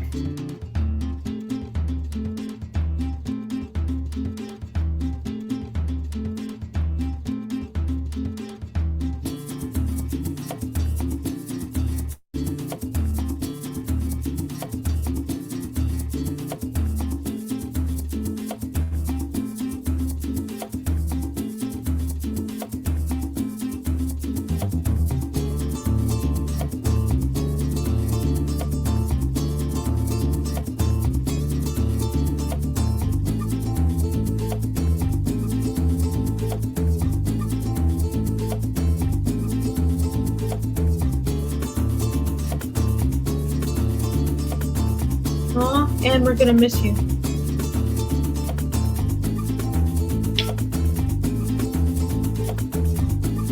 We'll give it like another minute or two.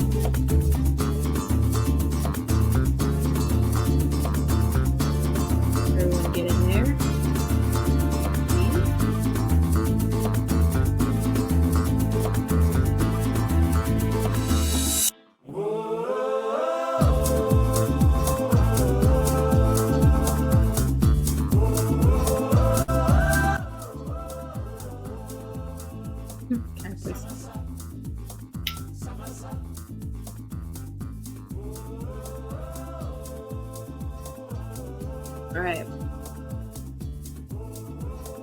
What's the guys? Sorry. I gotta play the samosa. That's about as much as I'm limited to here. When I start the quiz, 3, 2, 1. Alright, I'm gonna lower this music a little bit. It's real distracting.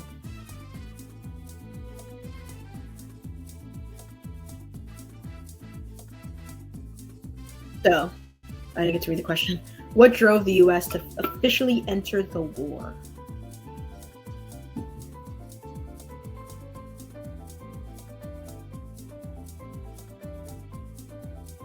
The Cold War. The Cold War, specifically. I'm guessing. No, the Vietnam War. I'm so sorry.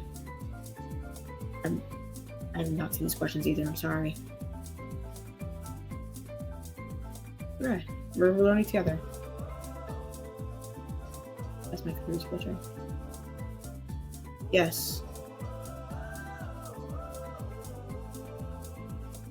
Hey guys, we got questions on Vietnam. We're going to answer them all after this question. Vietnam War.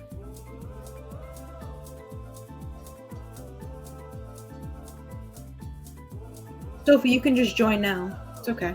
No questions have been done. You're good. Use the link I just sent or the QR code.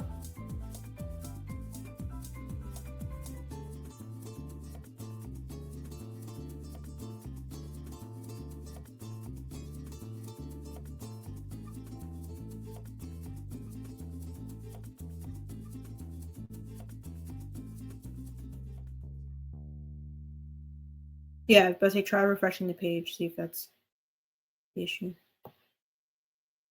All right, reveal the answer. It was the Gulf of Tonkin incident. So I feel like we need a refresher on what each of these are.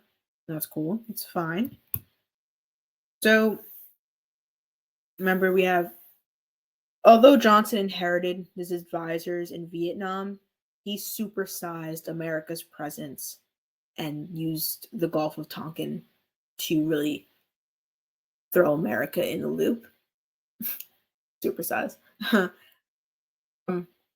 Once again, if you need the QR code, I'm going to scroll up a little bit.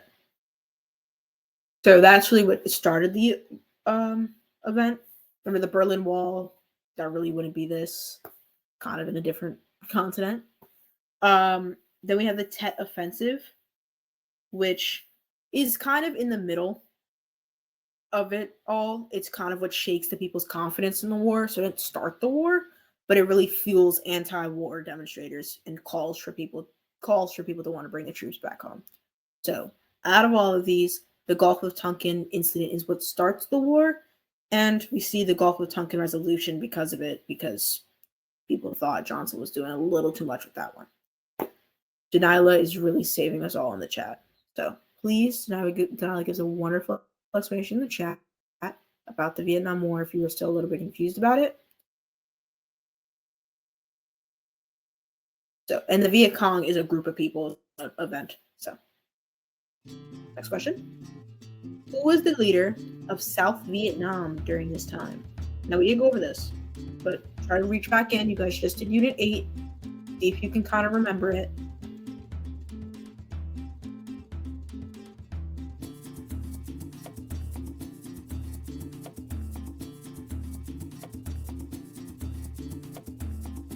Start on yes. It's okay. If you don't know, we're going to talk about it. Don't worry.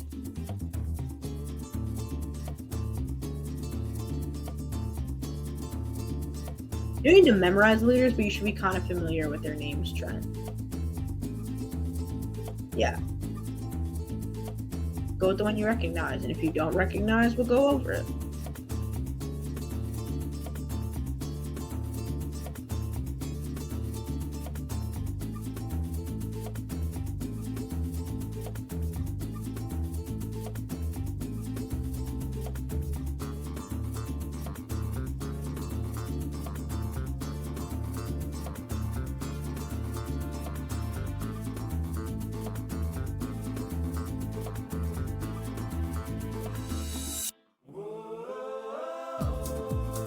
Yeah.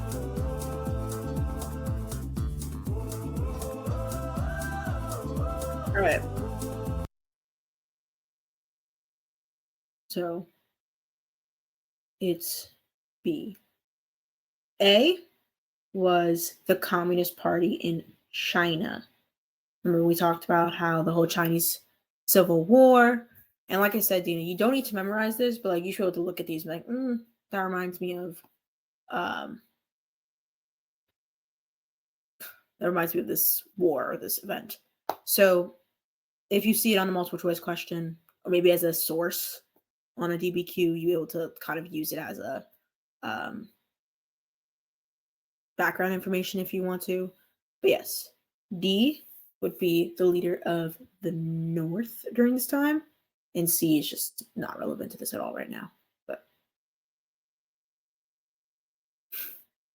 okay, our next question.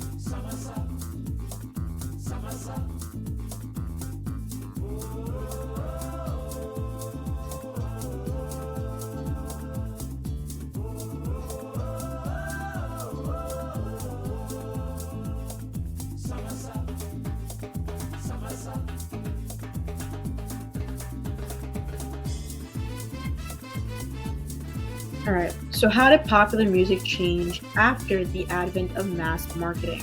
So A, became formulaic and less experimental, became more experimental and less formulaic, became less commercially viable, became less popular amongst teenagers. What are we thinking? Give another like 30 seconds. Do I get the number to like 150?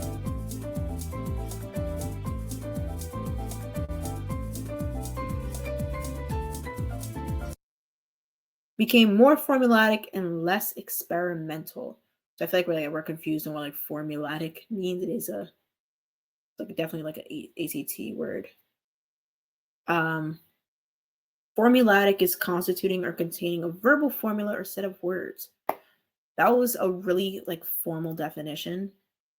So in this case, it's like more set, it's more strict, more like by a form, if you shall say, because it's definitely like one of those. So by mass marketing, yeah, it follows a pattern. Like think about commercials and stuff, or even like the music that you hear on the radio. It follows a formula. Popular music follows a certain type of ratio that needs to like fall into. So because of that, music became a little less experimental and moved back into like a very like organized formula. Yes, marketing is all about formulas, so they just have a formula for it. You're gonna see this throughout the 50s and move toward like the counterculture, right before counterculture, where music starts to like take over and really become something different.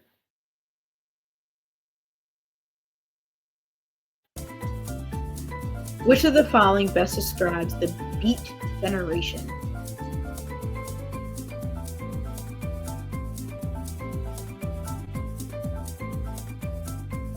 Brooke, so it would become more experimental during the counterculture, but right before that, when we're looking like everyone's loving suburbs and like this white picket fence idea, they liked the idea, mass marketing and the way that music was marketed did a very like strict formulaic system. It's very like, it followed a formula. That's what formulaic really means. It follows a basis in order to get people to like it more. Like I said, music on the radio now follows a radio, follows a formula.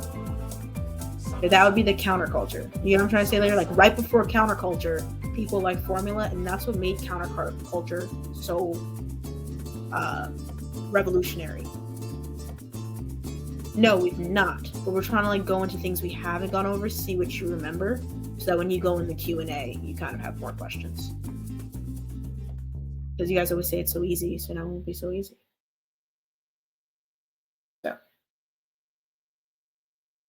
So yeah, you guys are right. A group of post-war World War II writers and artists who rejected mainstream American culture. So let's just think about in the context of this period, post-World War II, everyone's kind of like reforming American culture. We're trying to figure out what it is. So yes, Tyler would have loved this. So it really wouldn't be a group of Hollywood actors, and it wouldn't be, I could see why some people might have picked D, because definitely within that time period, but we're really looking at the fact that the Beat generation was trying to rejuvenalize and reject what is now American culture through writings and art. Love you guys using Lana and Tyler to get this. So, what is the religious right and what was the impact on American politics after 1945? So, A movement of atheists who became politically active in support of secularism and humanism. Ava, yes. B, a movement of conservative Christians who became politically active in support of conservative candidates and issues. C, a movement of religious leaders who became politically active in opposition to the Vietnam War. D, a movement of liberal Christians who became politically active in support of progressive candidates and issues.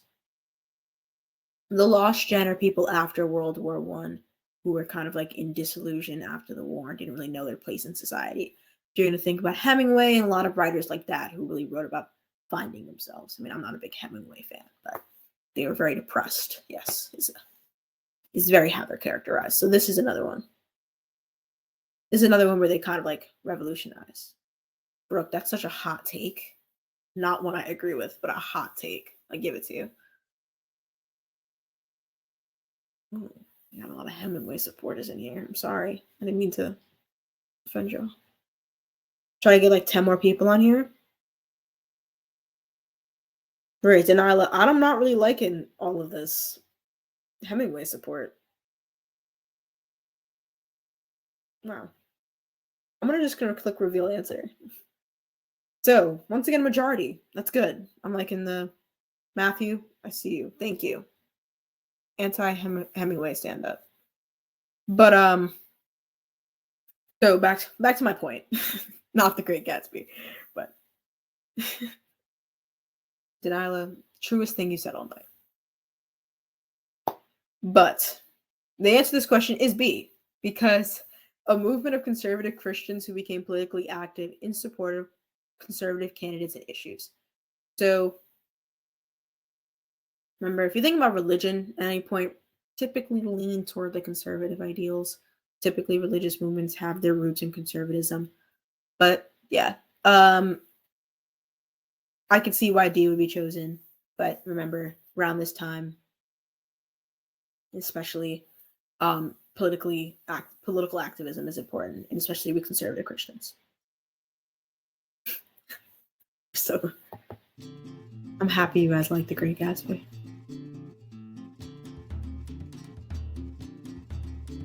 Thank you. Ooh. You're not wrong though. You're not wrong though. I won't. For the sake of history, I won't comment.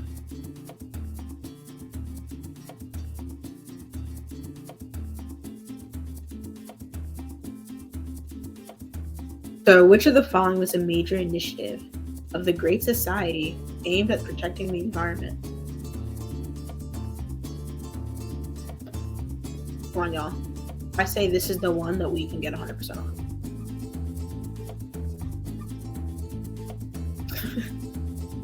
So if you remember, what is the Great Society about?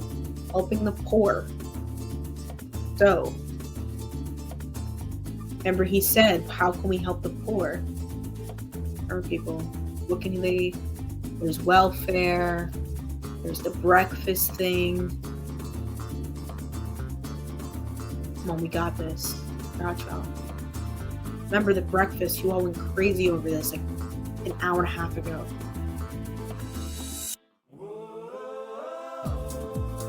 Oh my god, wait, did I read my own question wrong. I have a migraine, wait. I was so confident he was asking about education the whole time. Wow. I was literally giving you all the wrong advice. Yeah, but you all can get this stuff.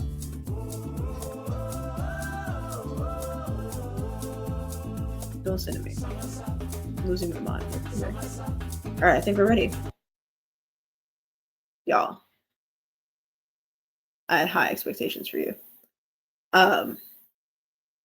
So environment, National Environmental Policy Act. So like education wouldn't really go into that. Voting Rights Act was also not really the Great Society, but the Federal Aid Highway Act, that would be the Great Society. It's okay though. We have great intentions. Remember, you're right, Delana. It is. Each of those acts had different effects. So the National Education Act really worked for promoting education, especially in lower income neighborhoods. The Environmental Act was the Great Society's act on promoting the environment. The Highway Act helped to expand highways in order to help people move across the country. Definitely helped the infrastructure. And the other one was the Voting Act. To remember, was to remove discrimination within voting officially. Arshwan, we're gonna go right into period 9 in literally like 2 minutes. Stick around for a little bit longer. This is probably the last thing. Yes. Once again, which of the following was a key aspect of the Great Society's approach to fighting poverty? A, encouraging private businesses to invest in poor communities. B, expanding welfare programs. C, decreasing government spending on social programs. And D, providing tax cuts for wealthy individuals. We're making connections to other periods. It is. We're going to reveal the answer. You know what? That was the highest we've gotten all day, and this was great. Remember, a lot of their key to fighting poverty then and now is to expand access and create welfare programs. Welfare programs are designed to help the lower classes in various different ways. Think the Food Stamp Act, education bills, and all that stuff. So 94%, I'll also take that. But I want to have enough time for your DBQ and the other one. So I'm going to give it to Andrea. She's going to start, if she's okay with that. Unit 9. I think she is because she came up. So I'm going to go. Here I am. Whoops. Zoe, are you still going to share the screen? Yeah, I'm going to switch it over right now for you.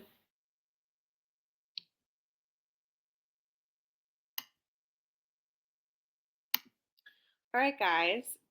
We are going to talk about Unit 9. Thank you, someone. Is it commonly tested? It is 5% of the exam. So, it's going to be a lot less than, oh wait, go back. Go back a little bit. It's going to be the content we're going to move through kind of quickly, and I'll show you what mostly comes up about it, and that is conservatism.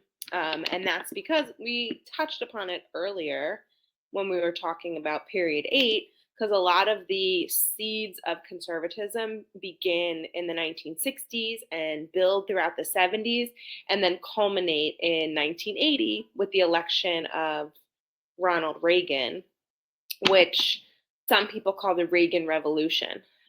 So we'll see a DBQ that really asks about this new wave of conservatism, and kind of you need to know how we got there in 1980.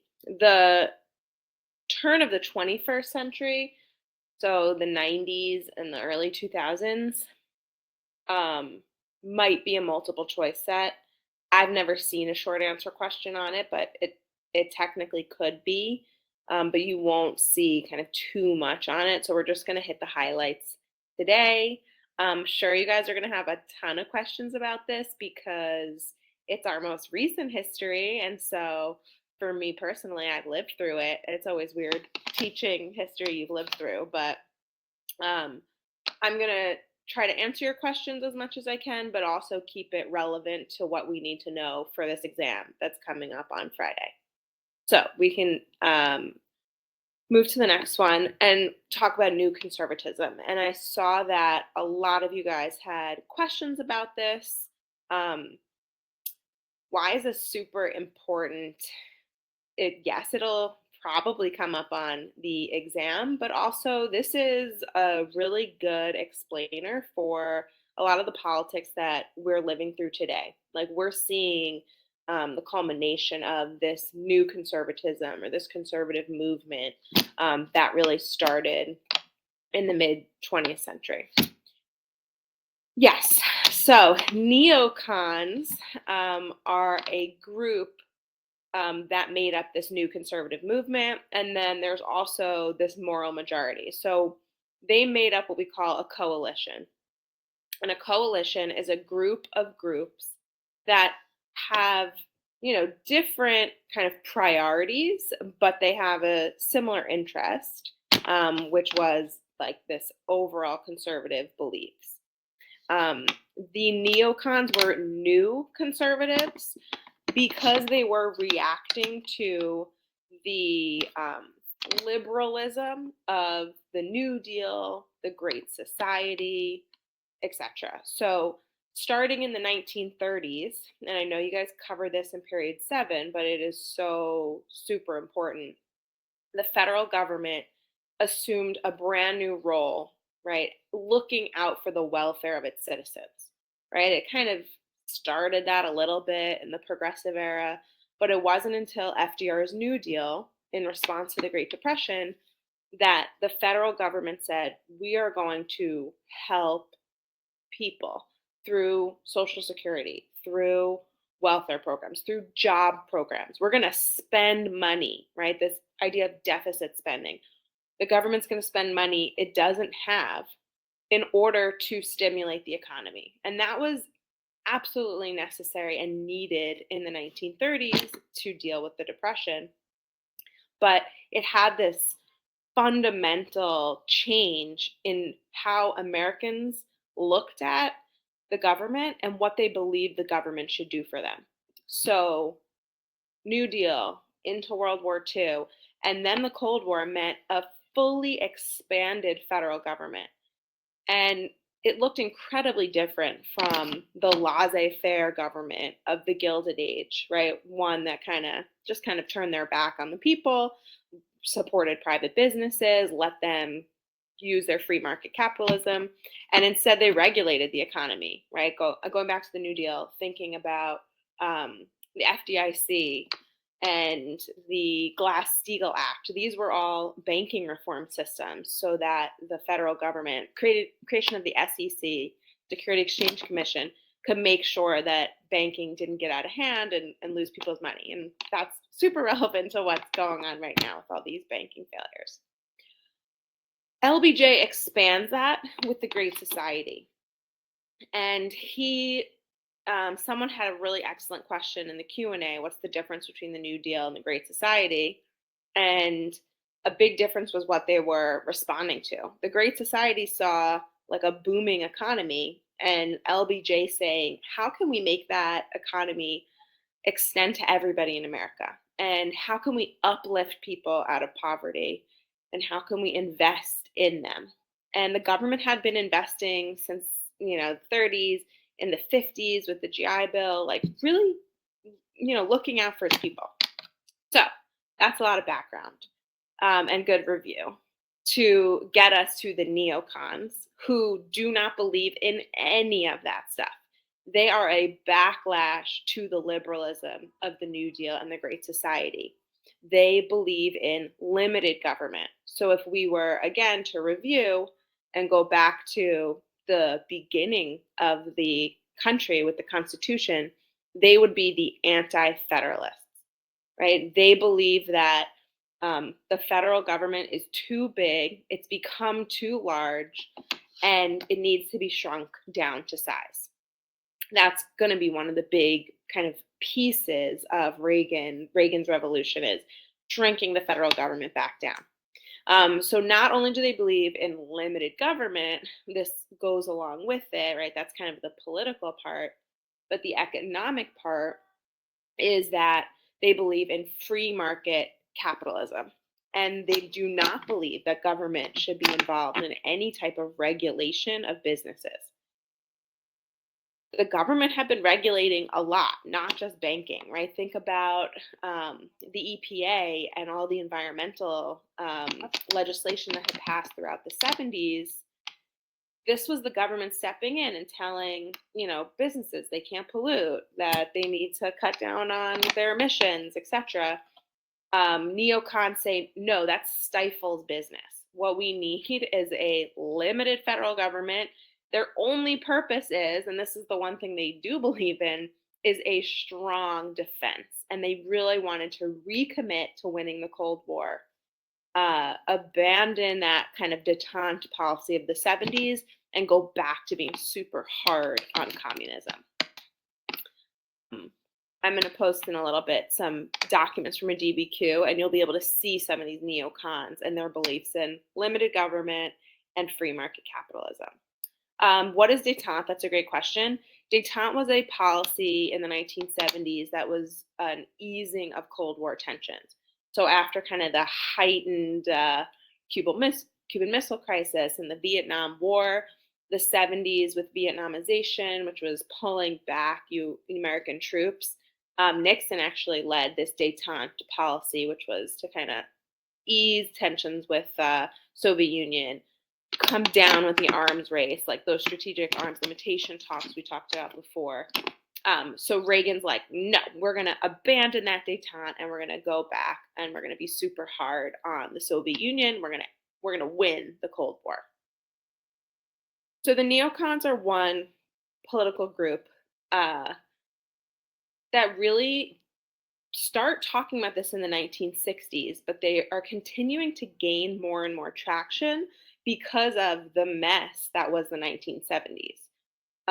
Someone was asking about the Pentagon Papers. The Pentagon Papers was a cache of documents that was leaked to the Washington Post that showed LBJ knew that the Vietnam War was unwinnable, but he continued to tell people that we were doing great. We just have to send a few more troops and we're going to win it. This led to what they call the credibility gap between what the government says and what's true. You also have Nixon's scandal of Watergate. Gerald Ford, who took over from Nixon when he resigns, he pardons Nixon for all crimes he could have committed.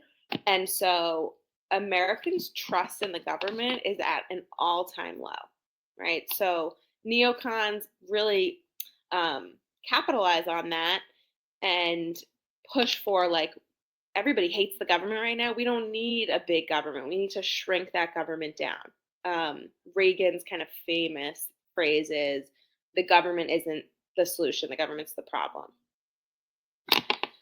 So this coalition of neocons comes together with this moral majority. And so a lot of you guys got this question right about the new right.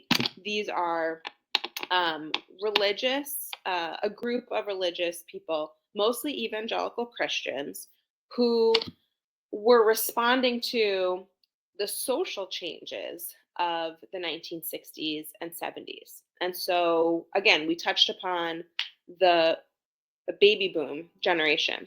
In the 1960s, they're teenagers, they're turning their 20s in the 1970s, and they are experiencing this counterculture, the sexual revolution, the contraception pill comes out in the 1960s, so women are able to control their reproduction a little bit more easily, more kind of in their hands with the pill, and people were becoming just more open about sex.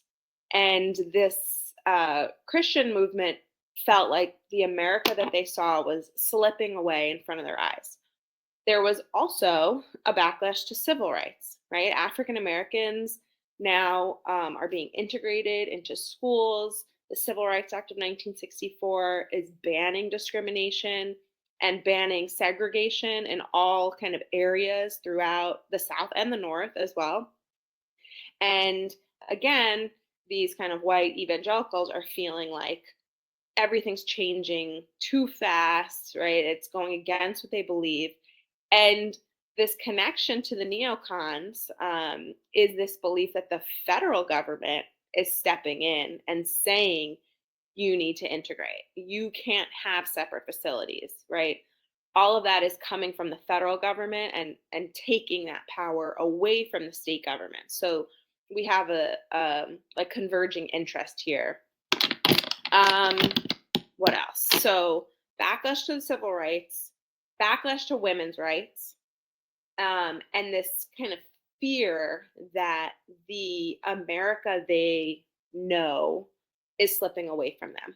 And we should just be pretty clear about it. The America they know is like a white, Christian, heterosexual America based on the nuclear family, that kind of belief of that like American dream with, the white picket fence, all of those ideas are changing. With the women's rights movement, divorce rates are going up. Women are escaping unhappy marriages. Women finally get the right to have credit cards in their names. There's a lot of legislation that's breaking down some of the gender discrimination throughout laws, state laws and federal. And these evangelicals just feel like they've lost who they are, that America is just changing too quickly. So let me just take a look at the chat. Is everybody with me?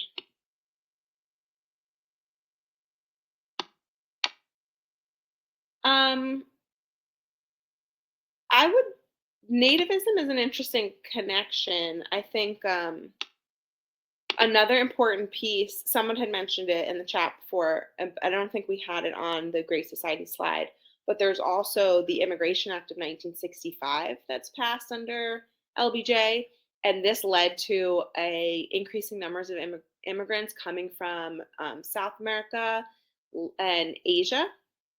And this repealed the quotas of the 1920s that you guys talked about yesterday. So yeah, America itself is changing, the way it looks, the way it acts. And evangelicals were really fearful of that. So they come together with the neocons to create a conservative coalition and to elect Ronald Reagan into power.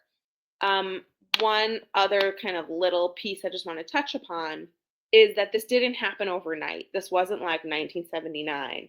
Everybody came together to basically put the Reagan in a landslide. This had been happening for a long time. We can trace some of this back to 1968 when Nixon was running for president, and he employed what's called the Southern strategy. And so I know this is when a lot of students get confused with the political parties. And that's because this is an inflection point. This is a change of what Democrats and Republicans believe in. They're flipping at this time. So Democrats, since Andrew Jackson and the 1820s, had been the states' rights proponents. And the South was always known as being solidly Democrat throughout the Civil War, throughout Reconstruction. Things start to change in the 1930s when Northern Democrats under FDR begin believing in more expanded federal government. So that's kind of the shift for Democrats. And then the shift for Republicans happens around these ideas when civil rights becomes a Democratic priority under LBJ. And Southern Democrats are like, this Democratic Party, this doesn't match our beliefs. And what's his name? Richard Nixon takes this feeling and he capitalizes on it. He starts to pull Democrats away from the Democratic Party into the Republican Party based on these like pretty racist ideas that he uses this coded language. And I think I saw someone say it before, it just like quickly flew by in the chat, but the ideas of law and order, this kind of veiled language, sometimes called dog whistle. It's like, it's not overtly racist, but if you know, then you know. So all of it is like brimming throughout the 60s and 70s to put Ronald Reagan into power in 1980.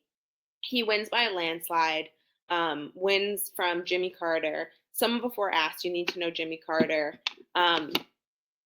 something could come up about him with the Iranian hostage crisis, or potentially about like environmentalism. He supported that, but ultimately he was only one-term president because he was so unpopular. The economy was doing really bad back in the 70s, in the end of the 70s. And so Reagan comes in and says, I'm going to fix everything. And we're going to go back to laissez-faire economics. What he doesn't call it that. He calls it, or other people call it Reaganomics. And this is an idea of trickle-down economics. So now moving on to this 1980s part. Reaganomics was kind of the culmination of the neocons. So tax cuts for the wealthy, and the belief that they kind of supported or justified this idea by saying, if we give tax cuts to wealthy people and corporations, then they're going to build out their businesses, right? They don't have that burden of taxation. And then they're going to create more jobs, and that's going to trickle down to the American people, who then will have better jobs and then have more money to spend. This should sound familiar because it's exactly the Republican stance today. A lot of research has shown that this doesn't work. Instead, corporations and wealthy people hoard that money, and it does not trickle down. But it did result in kind of a saving of the mess of the economy from the 70s. There was a technology boom in the 1980s, and in the short term, there was economic growth. There was also a crash in 1987. So what we see with a lot of Republican policies are booms and crash, boom and bust. And that happens pretty, like, it's definitely going to happen. You don't need to know anything about Trump or Biden. I'm 99.9% sure it's not going to get to that. 1980s at home is Reagan also increases the war on drugs. There is a crack epidemic, and this fear of drugs, it becomes Nancy Reagan, his wife, a prime part of her campaign, the Just Say No campaign, and ultimately leads to really racist policies that disproportionately affect African Americans, where they have what's called a minimum mandatory sentencing. So you have these really long prison sentences for small amounts of drugs. And the reason why it was super racist is cocaine, which was a more expensive drug and was used by more white people. You could have you'd have to have a pound of cocaine to get the same amount of prison time as someone who had a gram of crack. I don't have the exact things, but you could look it up. It's leads to mass incarceration, which we're still dealing with today, still facing, even though there's been a little bit around some prison reform recently. You also have the AIDS epidemic, which begins in the 1980s. Originally, nothing was known about it. It was called GRID, a gay-related immune disorder. And there was this belief that it just affected gay men. And so Reagan, who was really beholden to these religious groups, he refused to even acknowledge it. He was just completely silent on it. Tens of thousands of people died before he said, okay, this is something we need to look into, we need to address. And these were Americans who were dying. And it wasn't until it began to spread to heterosexual people, to women, through intravenous drug use and unprotected sex, that people began to speak up on it, and they started to develop, research into developing treatments for it. On the right side here, we have some foreign policy. So part of the neocons' belief was going super hard on communism. Reagan is I'm going to do that. I'm going to end the Cold War. He pumps money into defense. So during the Reagan administration, even though, it's like limited government, they spent so much money on this strategic defense initiative. It was jokingly called Star Wars because the idea was we're going to put like a laser on the moon and it's going to like create a force field around America and the Soviets won't be able to bomb us. It was science fiction and it wasn't, obviously not able to be created. And so it was a huge waste of money. But I would say a little caveat to that was it did scare the Soviet Union. It could have led to more of the arms race, but the Soviet Union at this point was beginning to fall apart and they couldn't keep up. And so this idea of the SDI scared them. There's a Reagan-Gorbachev summit where they're starting to talk about kind of ending the Cold War, how it's going to end. Reagan goes to Germany and gives this amazing speech where he says, Gorbachev, tear down this wall. And then I think 1 or 2 years later, the Berlin Wall does come down, which is seen as the symbolic end to the Cold War. And then in 1991, the Soviet Union dissolves, and that's the total end of it. The Soviet Union no longer exists, and I guess you would say America won that war. That happens officially under George Bush. It is 9:30, so Zoe, let's hit the next slide. I'm going to go through this super quickly because you don't need to know this stuff for the exam, but in case it comes up, these are the presidents after Reagan. So Bush 1 hit the father. Soviet Union dissolves under his time. He was actually pretty well known for his foreign policy, but then he leads the country into the first Iraq War, which was to pull Saddam Hussein out of Kuwait. American Disabilities Act passes, the ADA, super important legislation to recognizing people with disabilities and providing access for them, especially in education. That's one of my passions. Then he loses the election, so he only serves 1 term, and Bill Clinton wins. He was a Democratic governor from Arkansas. Oh, sorry, go back. He was, there we go. Democratic president from Arkansas. He was the governor, but even though he was a Democrat, he was more centrist, and he followed through with some like Reagan beliefs like welfare reform. That's still not enough to get the Republicans to like him. They impeach him for his affair with Monica Lewinsky and lying about it. And that's kind of a stain on his presidency towards the end, even though he does some deficit reductions, passes a bill which gets rid of the deficit. We actually have a surplus, which like the government hadn't had in so long, decades. But that all goes away, that deficit, or the surplus rather, goes away. We go back into deficit under George W. Bush, which was Bush 2, who wins in 2000. And then after he gets elected, he pushes through some tax cuts that mostly benefit the wealthy, although I think some tax cuts for the middle class as well. And so then that surplus is completely gone. We're back into a deficit. And now we're in like trillions and trillions of dollars of debt. September 11th, obviously, a super important, pivotal moment in American history. Our first attack on our soil since Pearl Harbor leads to the war in Iraq, second war in Iraq, and the war in Afghanistan. Really difficult, unwinnable wars.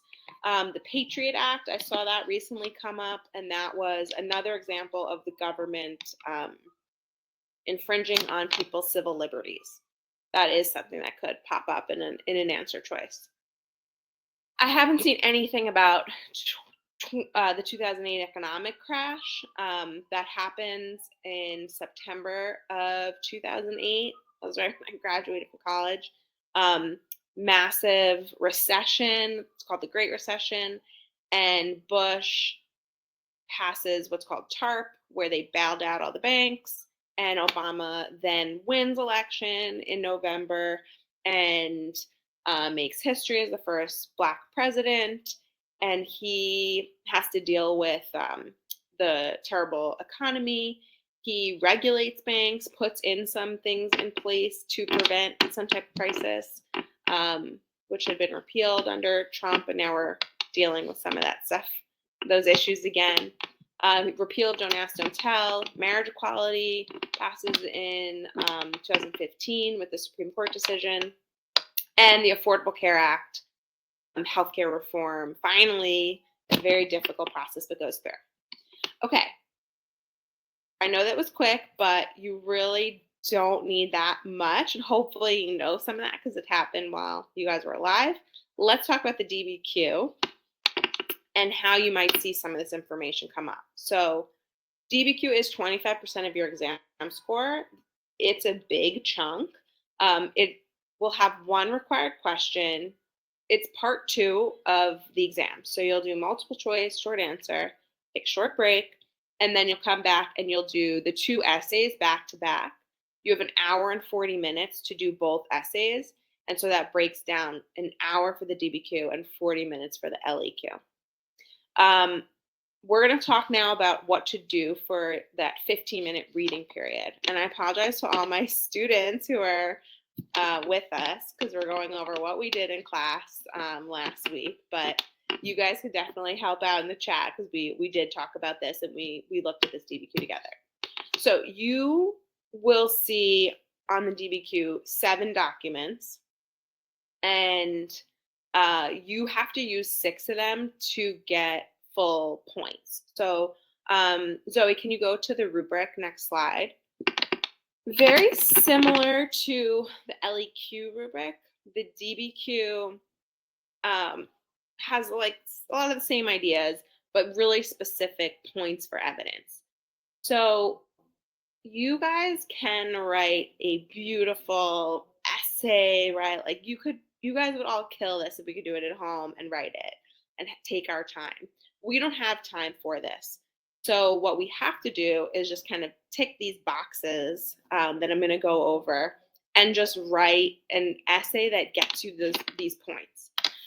Really think about it as this like draft of an essay. It doesn't need to be perfect. It doesn't need to be polished. It just needs to do these things. So same as the LEQ, you need to have a thesis. You can't have an essay without a thesis. It is your argument. It will respond to the prompt, and it will, yeah, Louise, we are going to do the conservatism one. Needs to respond to the prompt, and it needs to establish a line of reasoning, which means it needs to set up your argument. Someone asked before about a 3-pronged thesis. You can do that, but you don't have to. You can get all of these points with 2 reasons. And that might be easier for you to do. Just have kind of your introduction and 2 body paragraphs. You can get all of your points with this. Don't worry about the complexity point. I'm not even going to talk about it. If you get a DBQ or an LEQ that's like in your wheelhouse, like you know everything about the topic, then you can write a complex essay. Otherwise, don't worry about it. So after the thesis point is the contextualization. This is where you're going to describe, basically set the scene for your essay. So a good rule of thumb is like 20 years before the time specified in the prompt. So the prompt's always going to give you years. All of your evidence needs to come from those years, but your contextualization should come from before. So my suggestion is in your introduction to start with the contextualization. Set the scene for us, right? Kind of lay the groundwork. Imagine you're here in our cram and we're going through chronologically, right? Whatever the time period is of the prompt, just give us a little taste of what came before.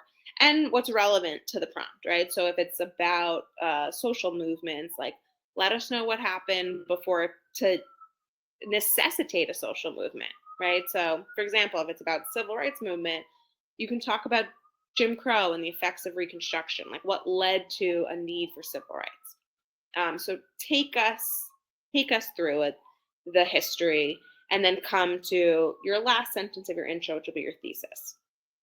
Then you're going to defend your thesis with evidence. So I'm going to break down these points for you. You get 4 points to do different things with evidence. I think, you can do a counterclaim, but you don't have to do a counterclaim. And you should do a counter if you feel comfortable with it. And I think some prompts lend themselves to counterclaims much better, but you can even get the complexity point without a counterclaim if you can explain the evidence well. So the evidence, you get 1 point for using the content from 3 documents. So that's like a bare minimum. Everyone's going to get that point. My suggestion is to use all the documents so that if you misinterpret one, you could still get that credit point even if you mess up 1 or 2. To get a second point on the evidence, you need to use 6 documents to support your argument. So that's a big leap there. But again, you're going to try to use all the documents in your essay. And so when you're using them, you're arguing kind of how that evidence from the document relates to your thesis, to your argument. You also need to use outside evidence, which I'm going to talk about in a minute. And then you need to source 3 of the documents. I call this the extended analysis. This is where you reference historical context, purpose, point of view, or intended audience. So you need to do 1 of those for 3 of the documents. But again, I suggest that you do it for all 6 documents. In case you misinterpret one, you have some backups. Then you get 1 point for complexity. We're not even going to talk about that. Let's take a look at a prompt. If you can go to the next slide, Zoe. Sorry, no, go back to that one. So my suggestion for you is to spend these 15 minutes that they give you to read through the documents, planning out your essay. So you need to create an outline before you look at the documents. And this may seem counterintuitive or scary, but it will help you to really think through your essay and create an argument that you can then use the documents to support rather than creating an argument based on the documents. You basically can't get that complexity point if you just do a laundry list of documents, but it's also just going to be really beneficial for you to think through, what am I arguing in this essay, and then use the documents to support your argument. Once you've outlined, and I'll show you what this looks like in just a minute, then you read through the documents, and this is the fun part because you get to see how the documents support what you've already brainstormed, and that can be really affirming as you're writing this DBQ, when you're like, oh wow, I know all of this stuff already. I already came up with this and I'm as smart as I can be. Once you've figured out how the documents support your argument, you then will have some evidence in that outline that isn't related to the documents, and then boom, you have your outside evidence. So 5 minutes of outlining and then 10 minutes of reading the documents is going to set you up for success. All right, let's take a look at a DBQ prompt from 2015. I'm going to, let me grab it, put in the chat the link to the documents. from College Board. This is the FRQ section for all of 2015. This was the first year of the new format for the exam. So, planning tips, like I said, you can really get away with a really good essay with 2 body paragraphs. So, do a simple T-chart for your outline. If you're like desperate to do a counterclaim, just do a 3rd box. That's fine. You don't have to do this. This is just like tips to get through, especially if you're not feeling super confident on the topic or on the DBQ in general. So you identify the historical thinking skill in the prompt, right? Is it asking me to explain the causes of? That's causation. Is it asking me to compare 2 different movements? That'll be comparison. Or is it asking me about how things changed around a certain turning point? That's continuity and change over time. So sleep deprivation is real, Sophie, and getting a good night's sleep is super important as well. It's like a huge part of how you do an exam, no matter how much you studied, is how well you slept. So you can use a piece of evidence in a counterclaim, absolutely. In this case, the prompt that we're going to look at is causation. So we're going to do cause 1 and cause 2. It's a little weird. It's not a cause and effect question, but it's asking you to explain the causes of, that's plural. Do you need 2 causes? So next slide will give us the prompt. Explain the reasons why a new conservatism rose to prominence in the United States between 1960 and 1989. So first of all, identify the time period, 1960 to 1989. So you're kind of thinking in your head, mid 20th century, maybe you're filing through your notes, period 8. Oh, that's what they did on Wednesday. Totally got this. And then you figure out historical thinking skill, explain the reasons why, reason 1, reason 2, cause 1, cause 2, same thing. Spend 5 minutes brainstorming just bullet points, like really brief notes of everything you can remember about this topic. Even if it's not super organized yet, the more you kind of jot down, the more your argument will come alive, will appear, kind of how you're going to break down the essay. So hit the next slide and you'll see an example. We talked about this conservative coalition before, the neocons and the evangelicals, right? The evangelicals, a group within that was called the moral majority. So in my essay, I would talk about these 2 ideas. When we did this in my class last week, a lot of people broke it down for like economic reasons and social reasons. And that's also totally fine. You're going to have really similar ideas here. The neocons had those economic beliefs, right, and political beliefs, and the moral majority was more interested in like changing social mores. So it's the same idea, but also know like you could have a different argument as someone else, and you guys could both get really good scores. All right, so once you've outlined, right, really quickly, buzzwords is like the best way I can describe it. You're then going to start reading through the documents. So I posted the documents in the chat. I'm going to post them one more time so you can practice this yourself. But Zoe, can you hit the next slide? And here you're going to see as you move through the documents and read them, right? You read through document 1. It's Barry Goldwater. He was a Republican, ran for president. He was neocon, right? Like he believes in limited government. He's a states' rights guy. And so that fits into my outline in this reaction to the New Deal and the Great Society. I think he talks about the New Deal in his piece.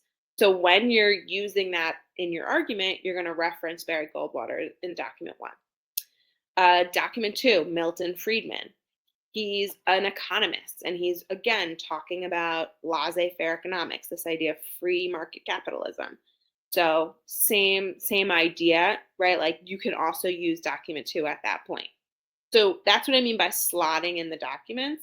You're putting it into your outline where it makes the most sense.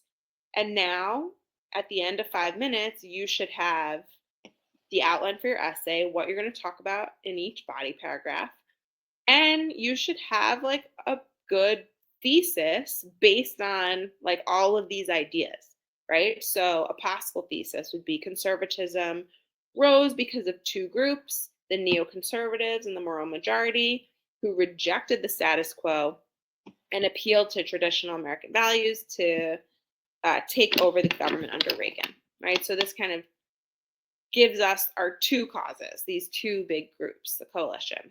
Possible contextualization you see above is taking us how we get there, right? Like, how did we arrive at this coalition?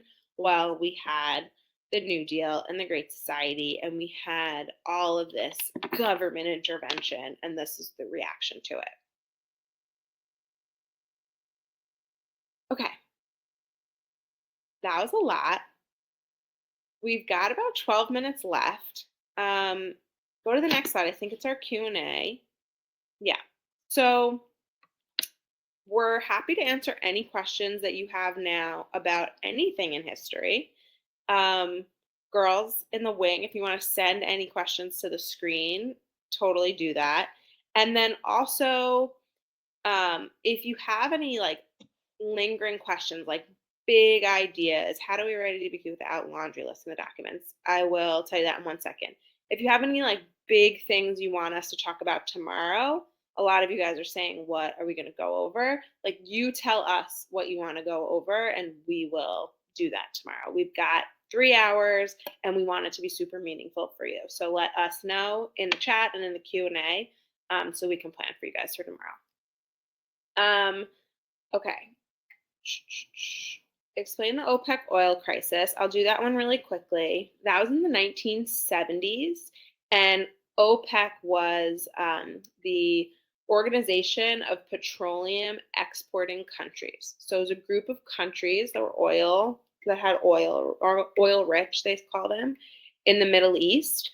And they embargoed the United States. So they did not sell oil to the United States as punishment for the United States supporting Israel in the Arab-Israeli War in 1973.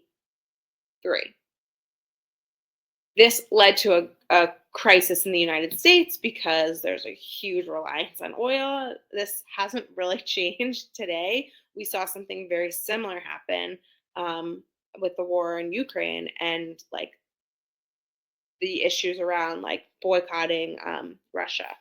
And even though I think they have a little bit more natural gas, but in the United States, this led to like oil shock. There was no oil, there was no gas, there was a shortage, and people needed cars to get everywhere. There was also high unemployment at the time, so there was like this fear if you couldn't get to your job, you would lose your job and couldn't get another one. They had to ration oil, so like you could only go on certain days of the week or based on your like license plate number, and so it led to mistrust in the government, right? This belief that like they couldn't deal with that. Lots of other questions. All right, so give me that question before about how do you do the DBQ without the laundry list, right? So the laundry list is when like you really just go through in your body paragraphs and you say, in document 1, Barry Goldwater said this, and that meant that he was against federal power. And in document 2, Milton Friedman said this, right? Like that's just like 1, 2, 3, 4, 5, 6. And it's not related to your argument. It's just like, this is what the documents say. So doing that outline before is really going to help you, right? To not just like go through the documents. And another piece I didn't mention, but a lot of students I've seen, like once they read the documents, they forget everything else that they do know, that they really have like retained, but then you read the documents and it's like, oh wait, I forgot everything else, right? So doing the outline first will help you to structure an argument, and then you use the documents to support that argument. So you are trying to connect or compare them to each other. You want to connect them to your argument And you can compare them if, let's say, they present like a opposing or like a different view on something, but that should be part of your argument. So that's the way to like get around just listing off the documents. Oh my gosh, so much in the chat. Any other questions you guys want to send to me? I feel like I missed a lot.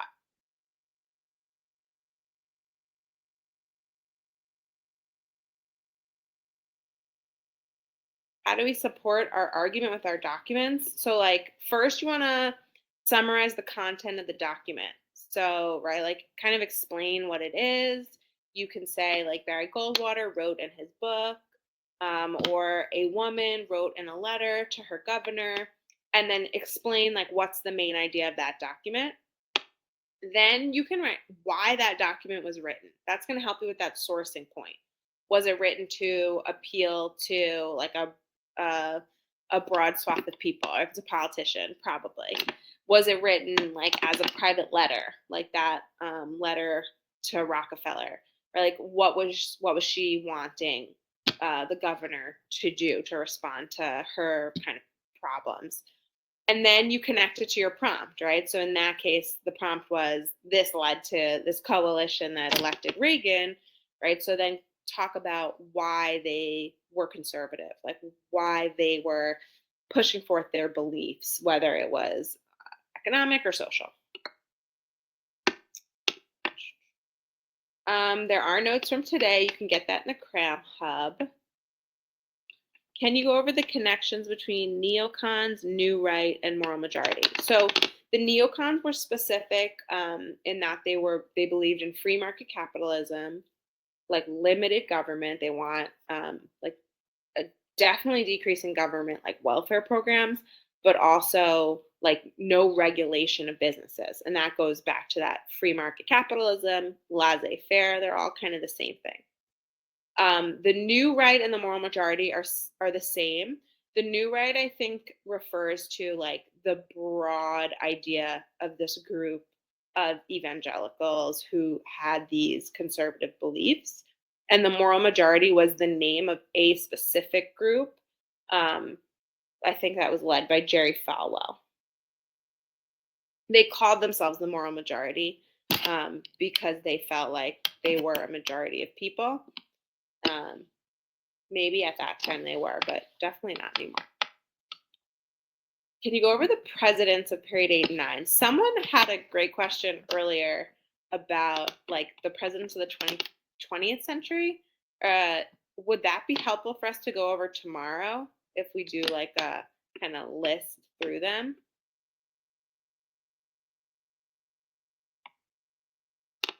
Yeah, okay. I think that's a great thing for us to do tomorrow.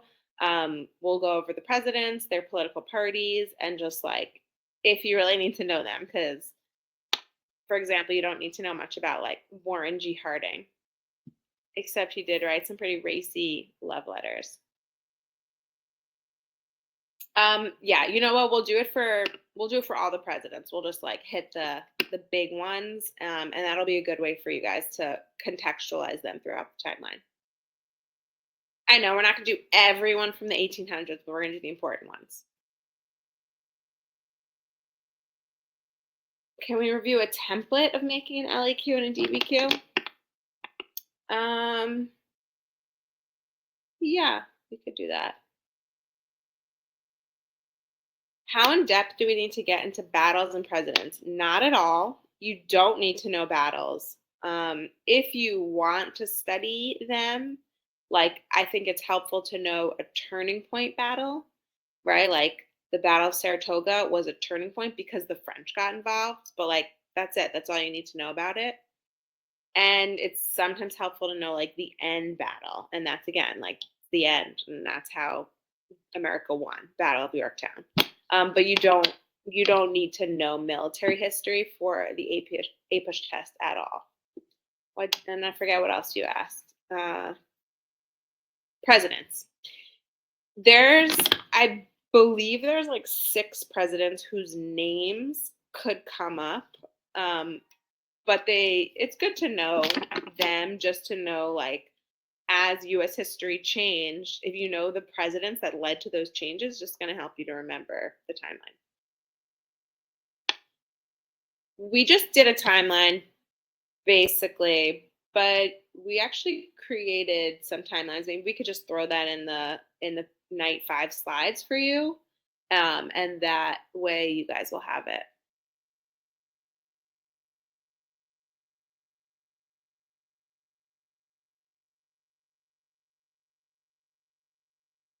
Any other questions that you guys want to see tomorrow?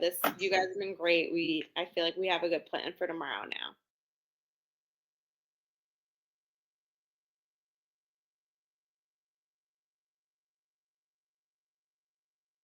Sasha, are you asking me if you can study in lunch tomorrow?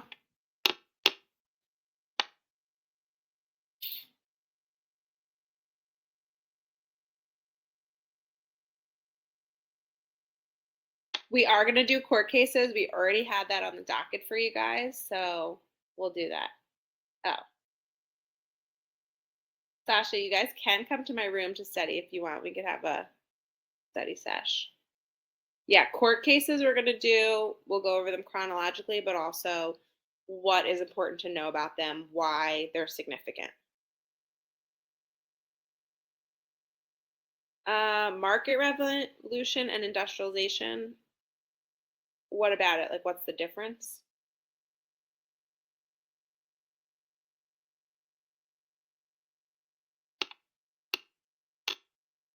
Ruthie, I wish I could be for everyone.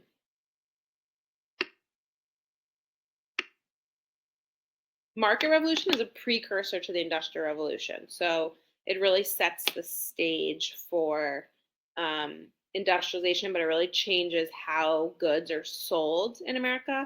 And then industrialization is like how they're produced, but one leads to the other.